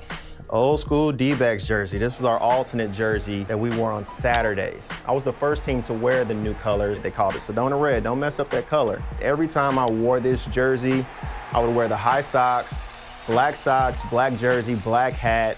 I just thought it was a really smooth look, and this is one that I'll never forget. You could describe Tulsa as a big, small town or a small, big city. Tulsa is a very mixed city of arts and film and sports. I mean, it's a true melting pot of all kinds of things. Professional baseball in Tulsa, it's actually older than the state of Oklahoma. It's nice to play in front of, fans that you see on a daily basis. Backs that may not be reproduced or retransmitted in any form.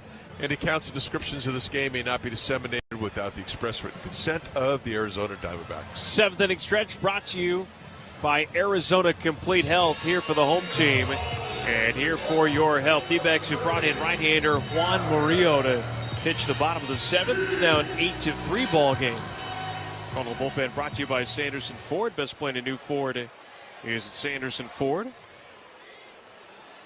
Murillo going to face Gavin Sheets. First pitch and a little check swing foul.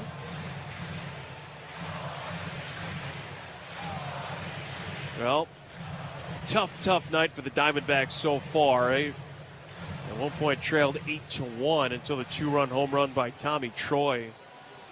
But to this point in the game, the thing that has really stood out the most, Candy, and I'm sure we'll talk about it post-game, assuming the result does not change, is just the number of mistakes made by the Diamondbacks in a litany of areas.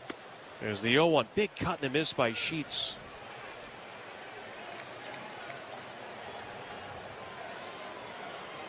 Just little things that don't necessarily show up in the box score. 0-2, swung on, and he got jammed. It's a one-hopper to second. Marte has it, goes to first, and there's one away. You're hoping that Murillo doesn't have to throw a lot of pitches here. Hope he has a very quick, efficient inning. And it's an arm you really want to keep for tomorrow. D-backs got a couple of innings out of Dre Jamison on Monday. He had pitched on Sunday as well. This is a swing and a line drive to left center field. That's going to get down for a base hit. It's cut off by Troy. Digging for second is Cronenworth. And the throw is not going to be in time. It's a one-out double. Cronenworth using the opposite gap. Shoots it out there. And with his speed, easy double. This is Luis Campusano. Campusano homered his last time up. He's reached base 3 times. Yeah, he scored twice. I mean, he's had a good night. Him and Andujar both. He takes the first pitch from Murillo for his strike. It's 0-1. 8-3. Padres lead it with a runner at second, 1 out.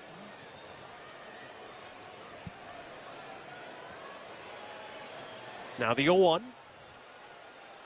And Campusano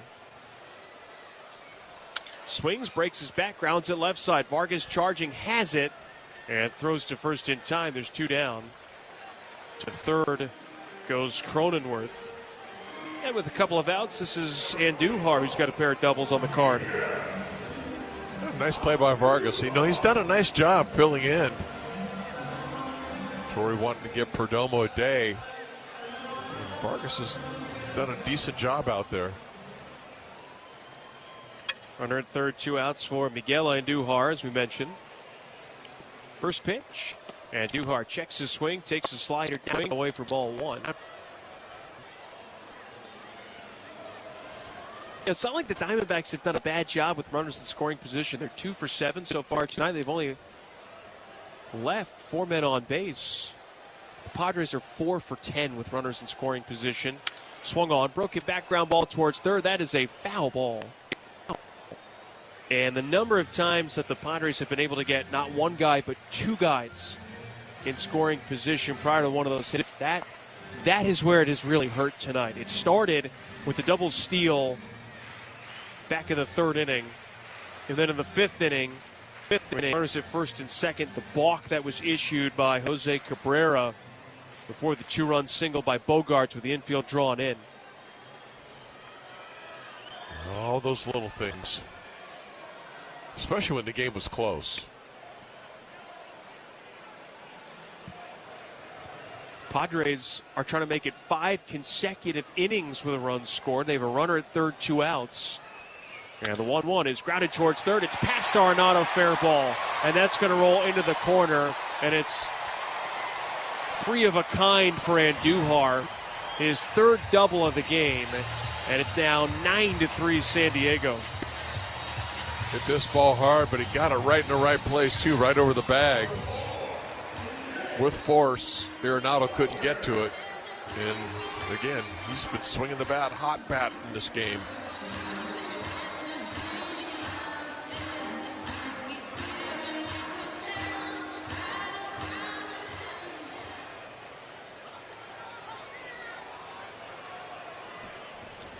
This will bring up Jace Bowen.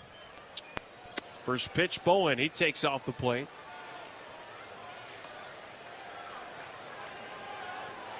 Boy, a lot of this action has happened quickly. Murillo's only thrown 10 pitches. A couple of doubles, a run scored. This is the 5th batter he's facing. This is a swing. That's a base hit into left field, and that's going to bring home Andujar. Kepler's only play is to second. And the Padres, for the first time in a long time, double-digit runs. They take a 10-3 lead. They're putting a beat down on the D-backs right now.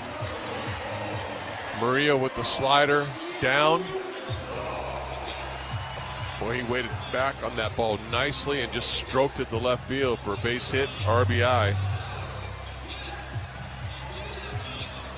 A run in the third, a run in the fourth, 2 in the fifth, 4 in the sixth, 2 in the seventh.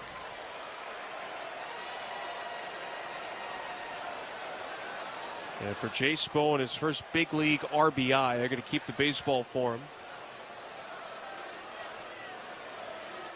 Here's Sun Moon Song, and he takes inside for ball 1. 1 ball, no strikes to count, and it looks like Gabby's going to challenge. And that's a good challenge. That was a strike.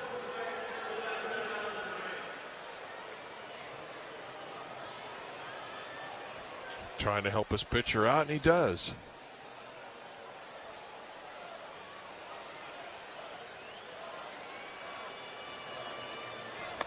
So the 0-1 pitch now, down and away. Murillo tried the changeup and missed. 1 ball, 1 strike to count.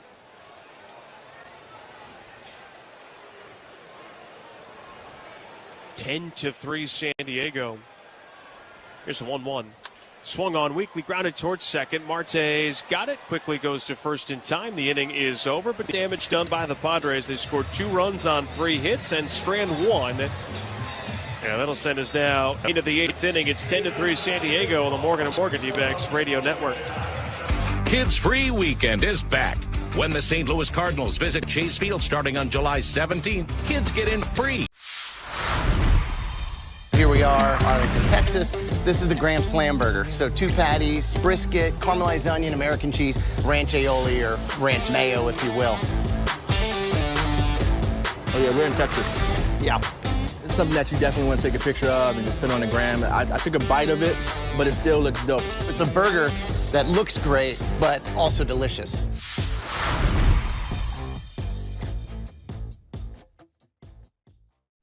Can we recognize the athleticism of the elite security down there? Unbelievable. I give him a 10 down. Pretty good. Yeah. Look at that. I mean, come on, Joe Ryan. It's all part of the experience. This is an experience tonight. Oh, look out. In between the legs of Jose Altuve, almost clipped his buddy in the on-deck circle.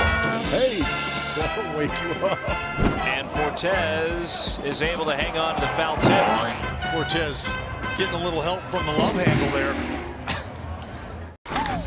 You can describe Tulsa as a big, small town or a small, big city. Tulsa is a very mixed city of arts and film and sports. I mean, it's a true melting pot of all kinds of things.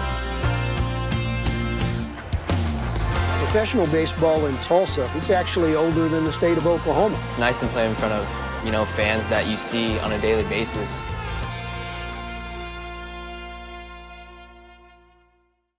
Puedes ser el dueño de grandes momentos del béisbol. MLB Auction te permite participar en la subasta de bates, bolas y jerseys autografiados, con artículos de tus equipos de grandes ligas favoritos, leyendas y jugadores. Visita auctions.mlb.com.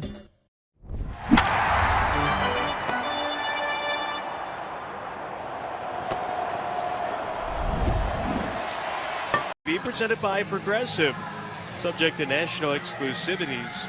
Visit Dbacks.tv for more information. Well, the Padres going to make another move on the mound. And they brought in the lefty Kyle Hart. On the bullpen brought to you by Sanderson Ford. Best plan a new Ford is Sanderson Ford. Hart, the 33-year-old from Cincinnati. Pitched in parts of 3 seasons. He's also pitched overseas in Korea. And he will face Ildemaro Vargas. First pitch to him is a called strike, and the count is 0-1. 10-3, Padres lead it. In the third game of this 4-game set, the 0-1. That'll be outside. 1 ball and 1 strike, the count.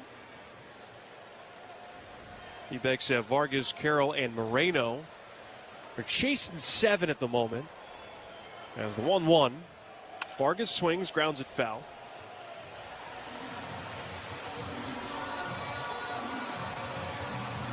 One and 2.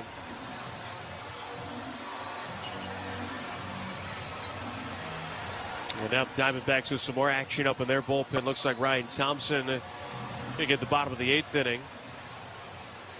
They're just trying to fill out this game without taxing too many people. Taylor Clark got taxed. Here's the 1-2. Swung on, and a line drive base hit into left field. It was beyond the outstretched arm of Bogarts. And Vargas, a beautiful pass at the ball there. Yeah, he's hit 2 balls hard. 1 ball to left field that was caught, a line drive, this time base hit. He's swinging the bat well tonight. Here is Corbin Carroll, 0 for 2 with a walk.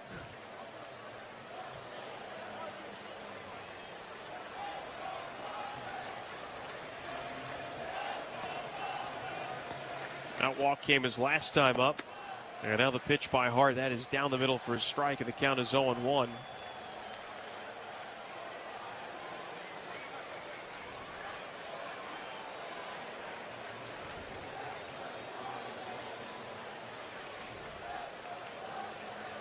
The 0-1. Swung on and fouled back. Nothing at 2 the count. Carroll trying to avoid going hitless and back-to-back games. When he breaks out of it, he's really going to break out of it. And we've seen him get on heaters before. We need him to get on one. 0-2, down and away. 1 ball and 2 strikes the count. He's just not right now. Not saying it's injury-related, but whether it's timing, whatever it is, he's just grinding through it and trying to get to the other side of it one step at a time, one day at a time. He had a nice selective at bat his last at bat. 1-2 pitch. Carroll swings and volleys it foul.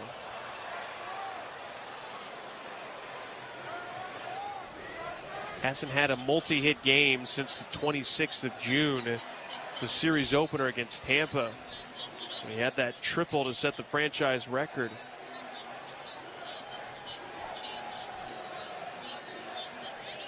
One-two. Breaks his back, grounds it to the right side. Cronenworth going to go to second. They do get the lead runner. Nice play by Cronenworth. Put out goes 4-6. And for Carroll, that's a fielder's choice. Sound like he broke his bat. Ground ball right to Cronenworth at second base. He had plenty of time to get the lead runner.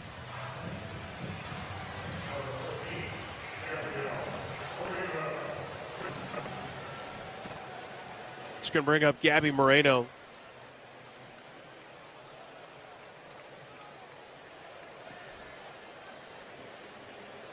One on, one out. 10-3 Padres. And the pitch to Gabby is strike, and Gabby's going to challenge. And Gabby's challenging behind the plate and when he's hitting. He's got a little bit of a heater right now with challenges. Yeah. And he's going to keep the good times rolling. Oh, no, he's not. No, he's not. I forgot. Just clipped it. He's hitting, not That's catching. Right. Sorry. The caffeine is out of my system, all right? The batteries are a little low. It's easier to challenge when you're catching. Yeah. Whoops. So the count is indeed 0-1. D-backs lose a challenge. And now the 0-1 pitch is a called strike to make it 0-2. Hart still able to get it up there, 95 miles an hour with that sinker.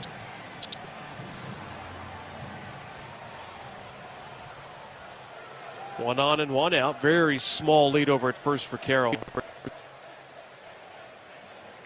Actually surprised how small that lead is, Candy. Yeah, I guess when you're down by 7 runs like that, he doesn't plan on going anywhere, but a big hole on the right side of the infield.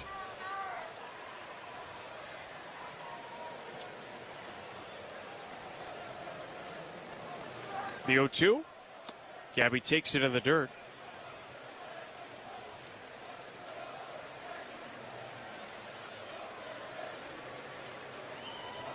Oh, they're basically giving that base hit to Gabby to the right side. I mean, Cronenworth playing almost up the middle part of the field. And with them holding Corbin out of first base, it is wide open for Gabby. 1-2 pitch. And that is a little bit high. 2 balls, 2 strikes. Also, it's not totally out of the realm of normalcy. But the first base umpire, Will Little, is like 3 feet behind first base. It's almost like he's having a conversation with them. Here's a 2-2. Swung on. That's a high fly ball. Deep to left field. If it's fair, it's gone. It is. Oh, just foul. The most unique foul pole in all of Major League Baseball is not a foul pole, but a foul building. The Western Metal Supply Company. And that one just went on the foul-facing side. And now Jeff Bannister, he wants them to potentially meet and have a look at this one, but I think from our vantage point, it was pretty clearly foul. Let's take a look. It's look way foul to me. But they're going to have a... This is a crew chief review. I mean, I thought this was clearly foul. I mean, Gabby was coming down and he was kind of motioning to the bench to take a look. Unless you saw that ball hit something over there, we didn't see it. And we had slow-mo.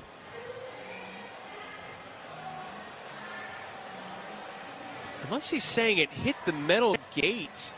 Or that metal, this right here, words are hard right now, but again, I haven't seen a camera shot pick it up. All I see is the ball flying past the foul-facing side of the building.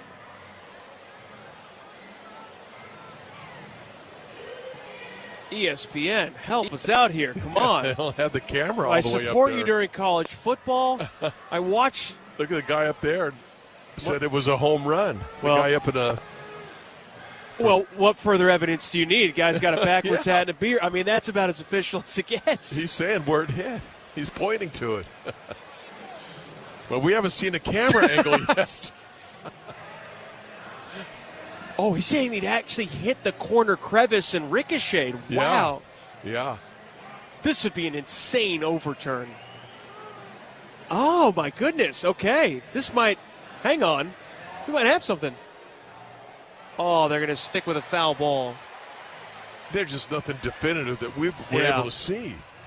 Well, once he gave us a clue, we almost cracked this mystery. Unfortunately, it's going to be a cold case. A home run that could have been. Instead, it's just a foul ball. 2 balls, 2 strikes.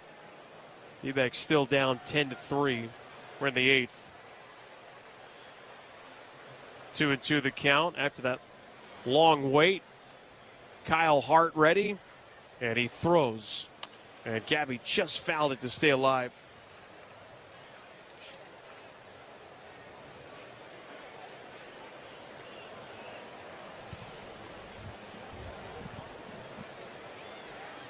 Gabby's seeing the ball well lately. I mean, bat to ball, getting a lot of hits, spoiling a lot of pitches. The 2-2 pitch. Swung on, hit towards the gap in right center. Tough play for everybody. Tatis makes a sliding catch and comes up firing back to second. That was a dazzling play. What a play by Tatis. This ball looked like it was going to pierce that right center field gap. And Fernando Tatis Jr. comes out of nowhere, catches this ball on the run, goes into a slide. I mean, what an athletic play.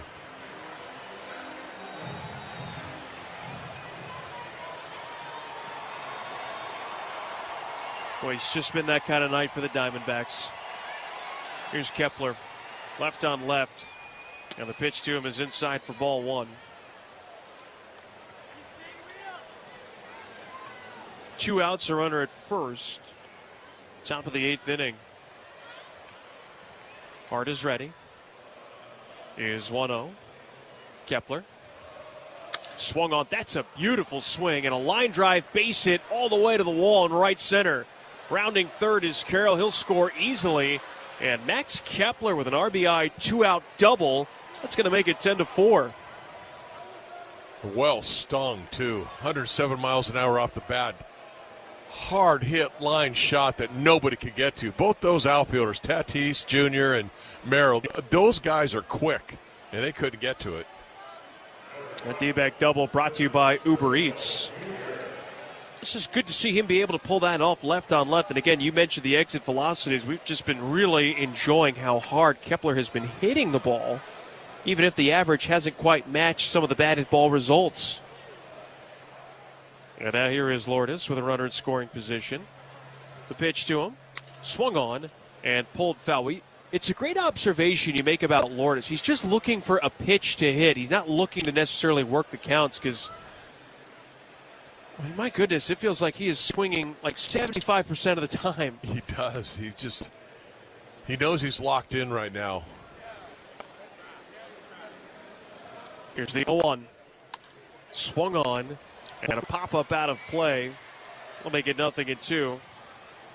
And that's just get another base knock here, get another run in, get a little closer.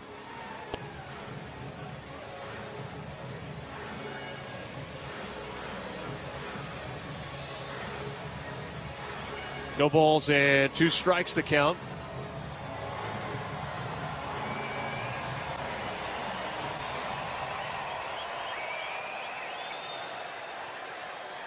Two outs, and Hart's 0-2 pitch. Gurriel swings at this one and pops it up.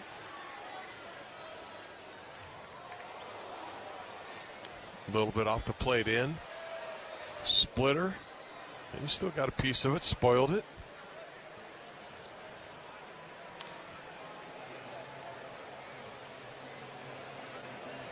Nothing at 2 the count.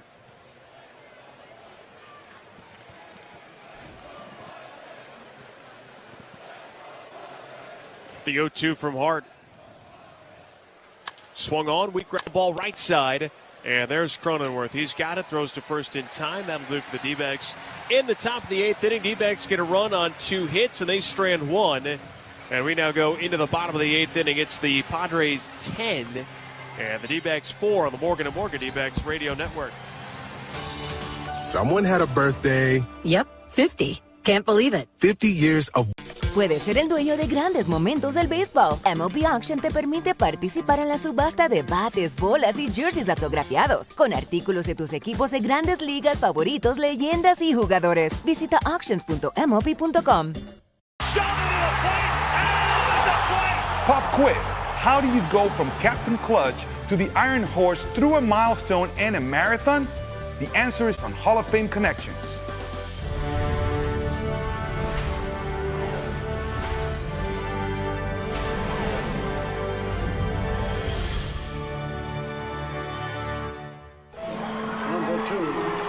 The captain, Derek Sanderson Jeter, is one of the winningest players in Major League history.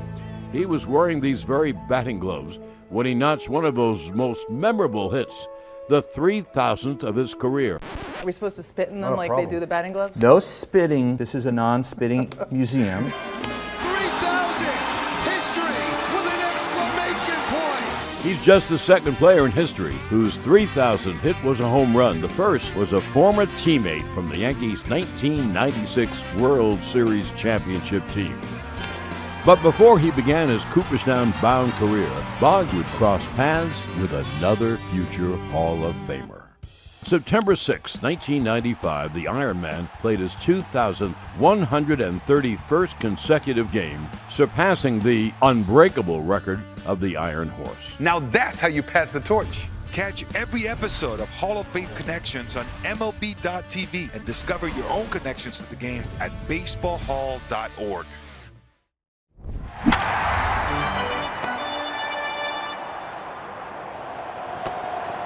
And the D-backs, trailing 10-4, have brought in right-hander Ryan Thompson to just try and clean this one up. Call to the bullpen is brought to you by Sanderson Ford. Best point at New Ford. Because it's Sanderson Ford. Thompson's going to face the top of the lineup for the Padres. Tatis, Merrill. Now that's Xander Bogaerts.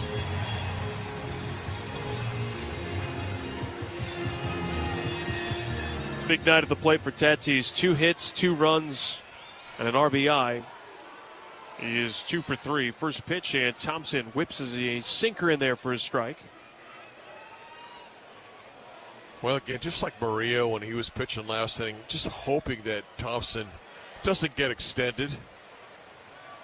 Just like to have his availability again for tomorrow if needed. 0-1 sweeper missed high and outside. 1 ball and 1 strike the count. D-backs used quite a few pitchers in this game. They're trying to keep the workload light for a lot of guys. There's a 1-1. Swung on, and that is off the end of the bat towards second. Tatis just now getting out of the box as Marte throws to first in time. That's an easy out. Marte could have dropped that ball 4 times and still threw him out. This will bring up Jackson Merrill. Merrill is 1 for 4 with a hit, 2 RBIs, and a run scored himself. 218 on the season. Really struggling all the. Well, he lines this ball just foul. Nearly got an extra base hit there, you jinx. I know, I almost did. That's why I cut it off. But he has been really struggling with the bat.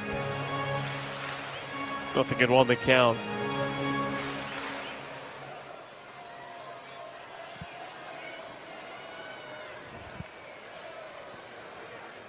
Here's the 0-1. Swung on. There's a base hit into center field. Didn't sound like it was hit the hardest, but he hit it in the right spot. Right up the middle into straightaway center. And Merrill has his second hit. It seemed like it was one of those swings where he wasn't trying to do damage, but he was just trying to meet the ball. This low arm angle, ball right over the middle of the plate. He was just right on it.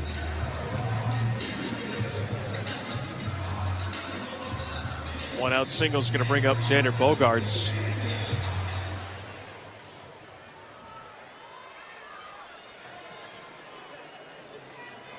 Here's the pitch.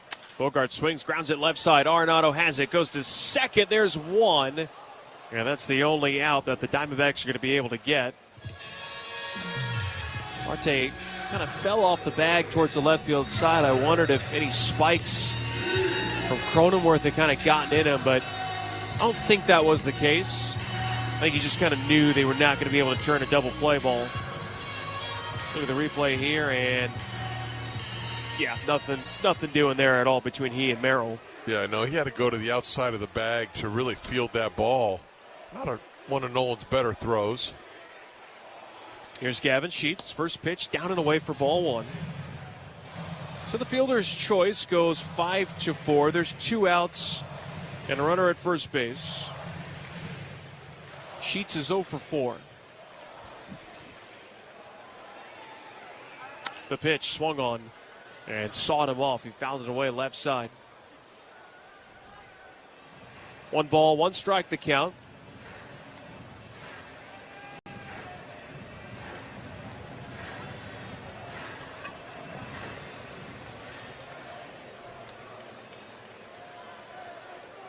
Thompson ready to go, the 1-1.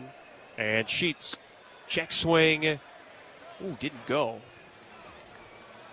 2 balls, 1 strike the count. Oh, Thompson gave him a double look. He felt the same. Well, they're showing a tight shot of Nolan Arenado. Just looking at his glove. There's a 2-1. Swung on and barreled foul left side. That might be the same glove he was using in high school. It's got some years on it. They're showing the highlights of him with the Rockies right now. I really think that might be the same glove.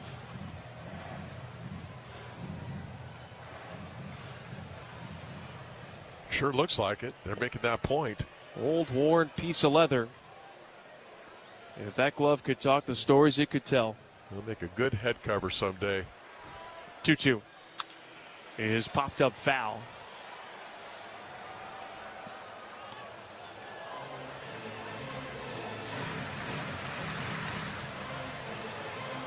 Right now the Padres in total control. They lead it 10-4. D-backs kind of lost this one in the middle part of this game, or at least lost control of it. 2-2 pitch. On the way from Thompson. Sheets takes it inside, ball 3. He thinks he got hit by the pitch. And he has been hit by the pitch, according to home plate umpire Willie Traynor. A big slider, almost went like a sweeper that came in. Maybe just nicked him, if that.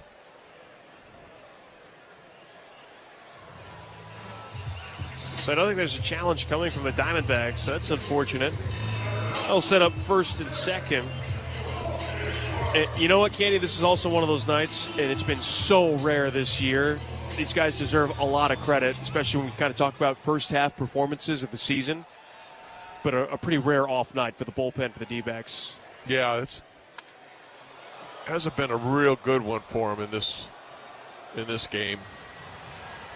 It seems like the Padres, it's not like just a lot of 2-out base hits, base knocks, driving a run in from second base. 0-1 the count on Cronenworth. Here's the pitch by Thompson. And he missed down and away. 1 ball and 1 strike. 2 on and 2 out. 10-4 San Diego. Every Padre pitcher that's come into the game has given up multiple hits and has given up at least 1 run. So it's not like the pitching has been super elite for San Diego in this game. 1-1. Weak ground ball left side. Vargas has it and quickly rifles the throw over to first in time. The inning is over. Padres don't score. They leave 2 men on base, get 1 hit, and we go to the 9th. Last chance for the Diamondbacks. They need 6 to tie it up. They need 7 to take the lead when we come. How can you go from a South Carolina trailblazer through a tour of the Far East to a Venezuelan's bid for perfection in the Motor City? Find out on Hall of Fame Connections.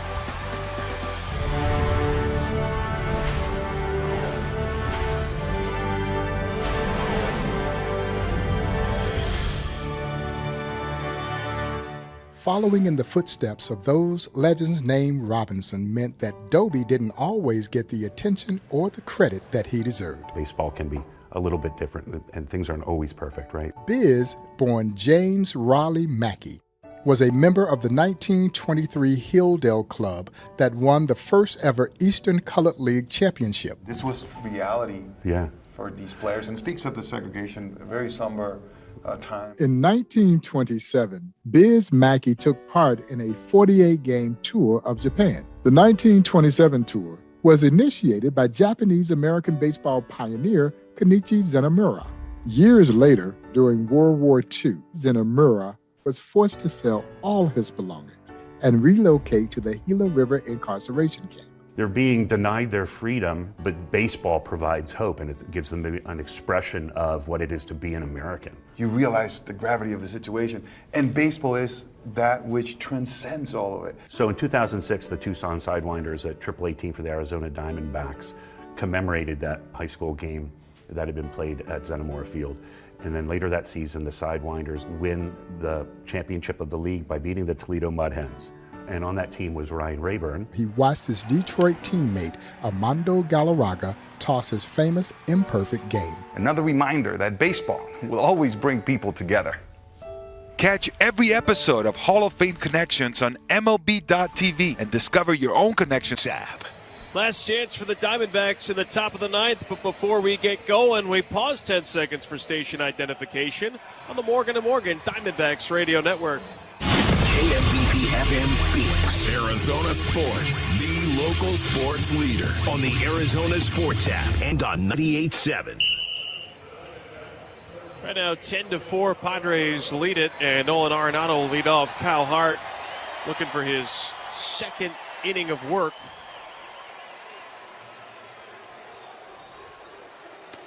First pitch to Nolan, that's a called strike. Arenado tonight is 2 for 3. He's actually had a nice night offensively.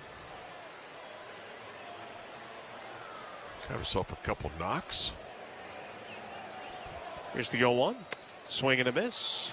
And the count is 0-2. Of course, he's played excellent defense as usual.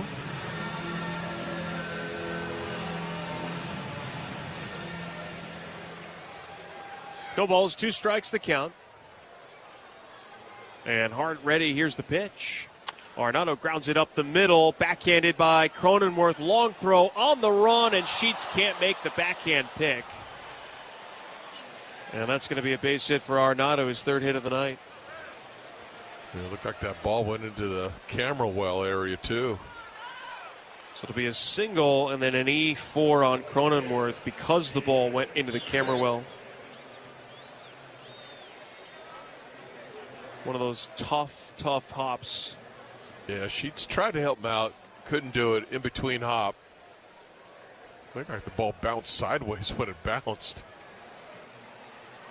And now here is Pavin Smith. First pitch. Swung on and hit in the air to center. Merrill underneath it. Makes the catch. And there's one away. Boy, he had a fastball right down the middle that time. That was a good pitch to hit. He just missed it. Just popped it up.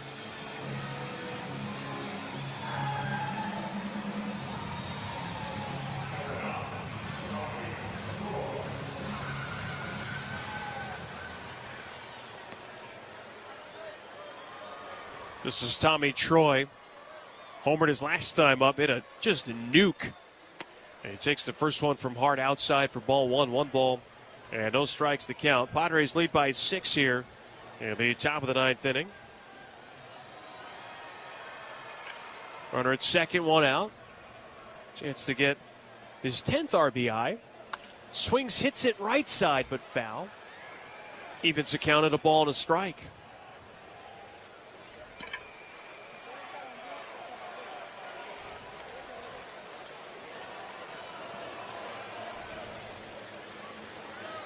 Series will wrap up tomorrow night. Back to 6:40 first pitch. It's now the 1-1. Breaking ball and a beauty. That's a strike. 1-2. Dbacks will send Merrill Kelly to the mound. He'll be opposed by the longtime Angel pitcher Griffin Canning, who's now with the Padres. Canning has struggled this year. 1-6 record with a 6.71 earned run average. The 1-2 pitch from Kyle Hart is outside, trying a backdoor breaking ball. 2 balls and 2 strikes.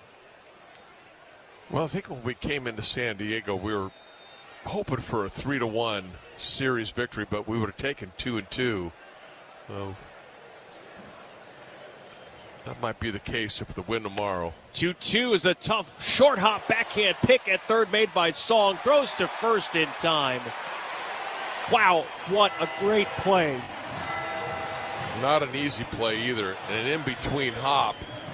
Stabbed it. If he doesn't stab that ball, that goes down into the corner for a double. Made a nice play.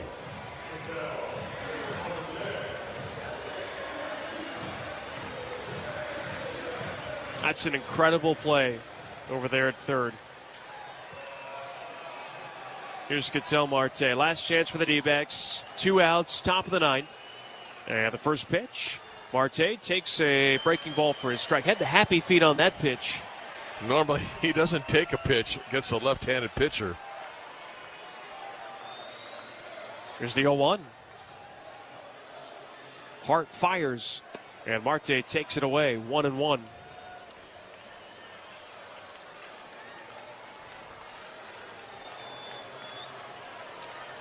One and one the count. Here's the pitch. Swing and a miss. 1-2. That was the slider down and in. They've had some success against Ketel down underneath the strike zone in this game.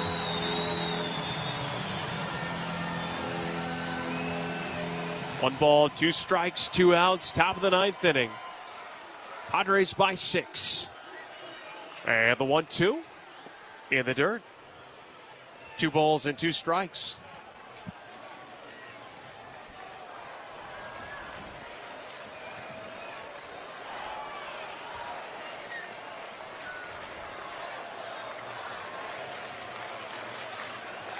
Ketel just looking for one good pitch to hit.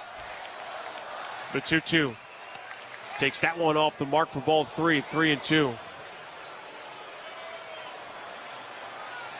Padres 10, D-backs 4.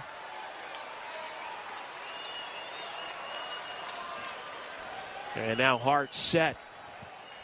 Tries again with his 3-2 pitch. On the ground to first, it's collected by Sheets. He'll go and flip it to his pitcher, covering. That's in time, and the ball game is over. And the Padres win it by a final score of 10-4. Katie and I will wrap it up after this on the Morgan & Morgan D-backs Radio Network. I'm saving to buy a new car, but with rent and my other expenses, it's hard to stick to a budget. To help me plan, I signed up for budget billing with APS. They average out my payments over the years, so I pay about the same every month, which is a big help. Oh, don't break down yet. Do you want an easier way to plan? Let's talk about budget billing. Seasonal highs and lows are evened out, giving you a more predictable payment. Learn more about all your options at aps.com/let's talk. Avnet is your hometown partner of the Arizona Diamondbacks. We are a global technology distributor and solutions provider headquartered right here in the Valley. We help businesses all over the world source the right technology components and manage the logistics to get their products to market. The components we distribute are likely in the products you use and depend on every day, from your car to your household appliances. Avnet, delivering what's next.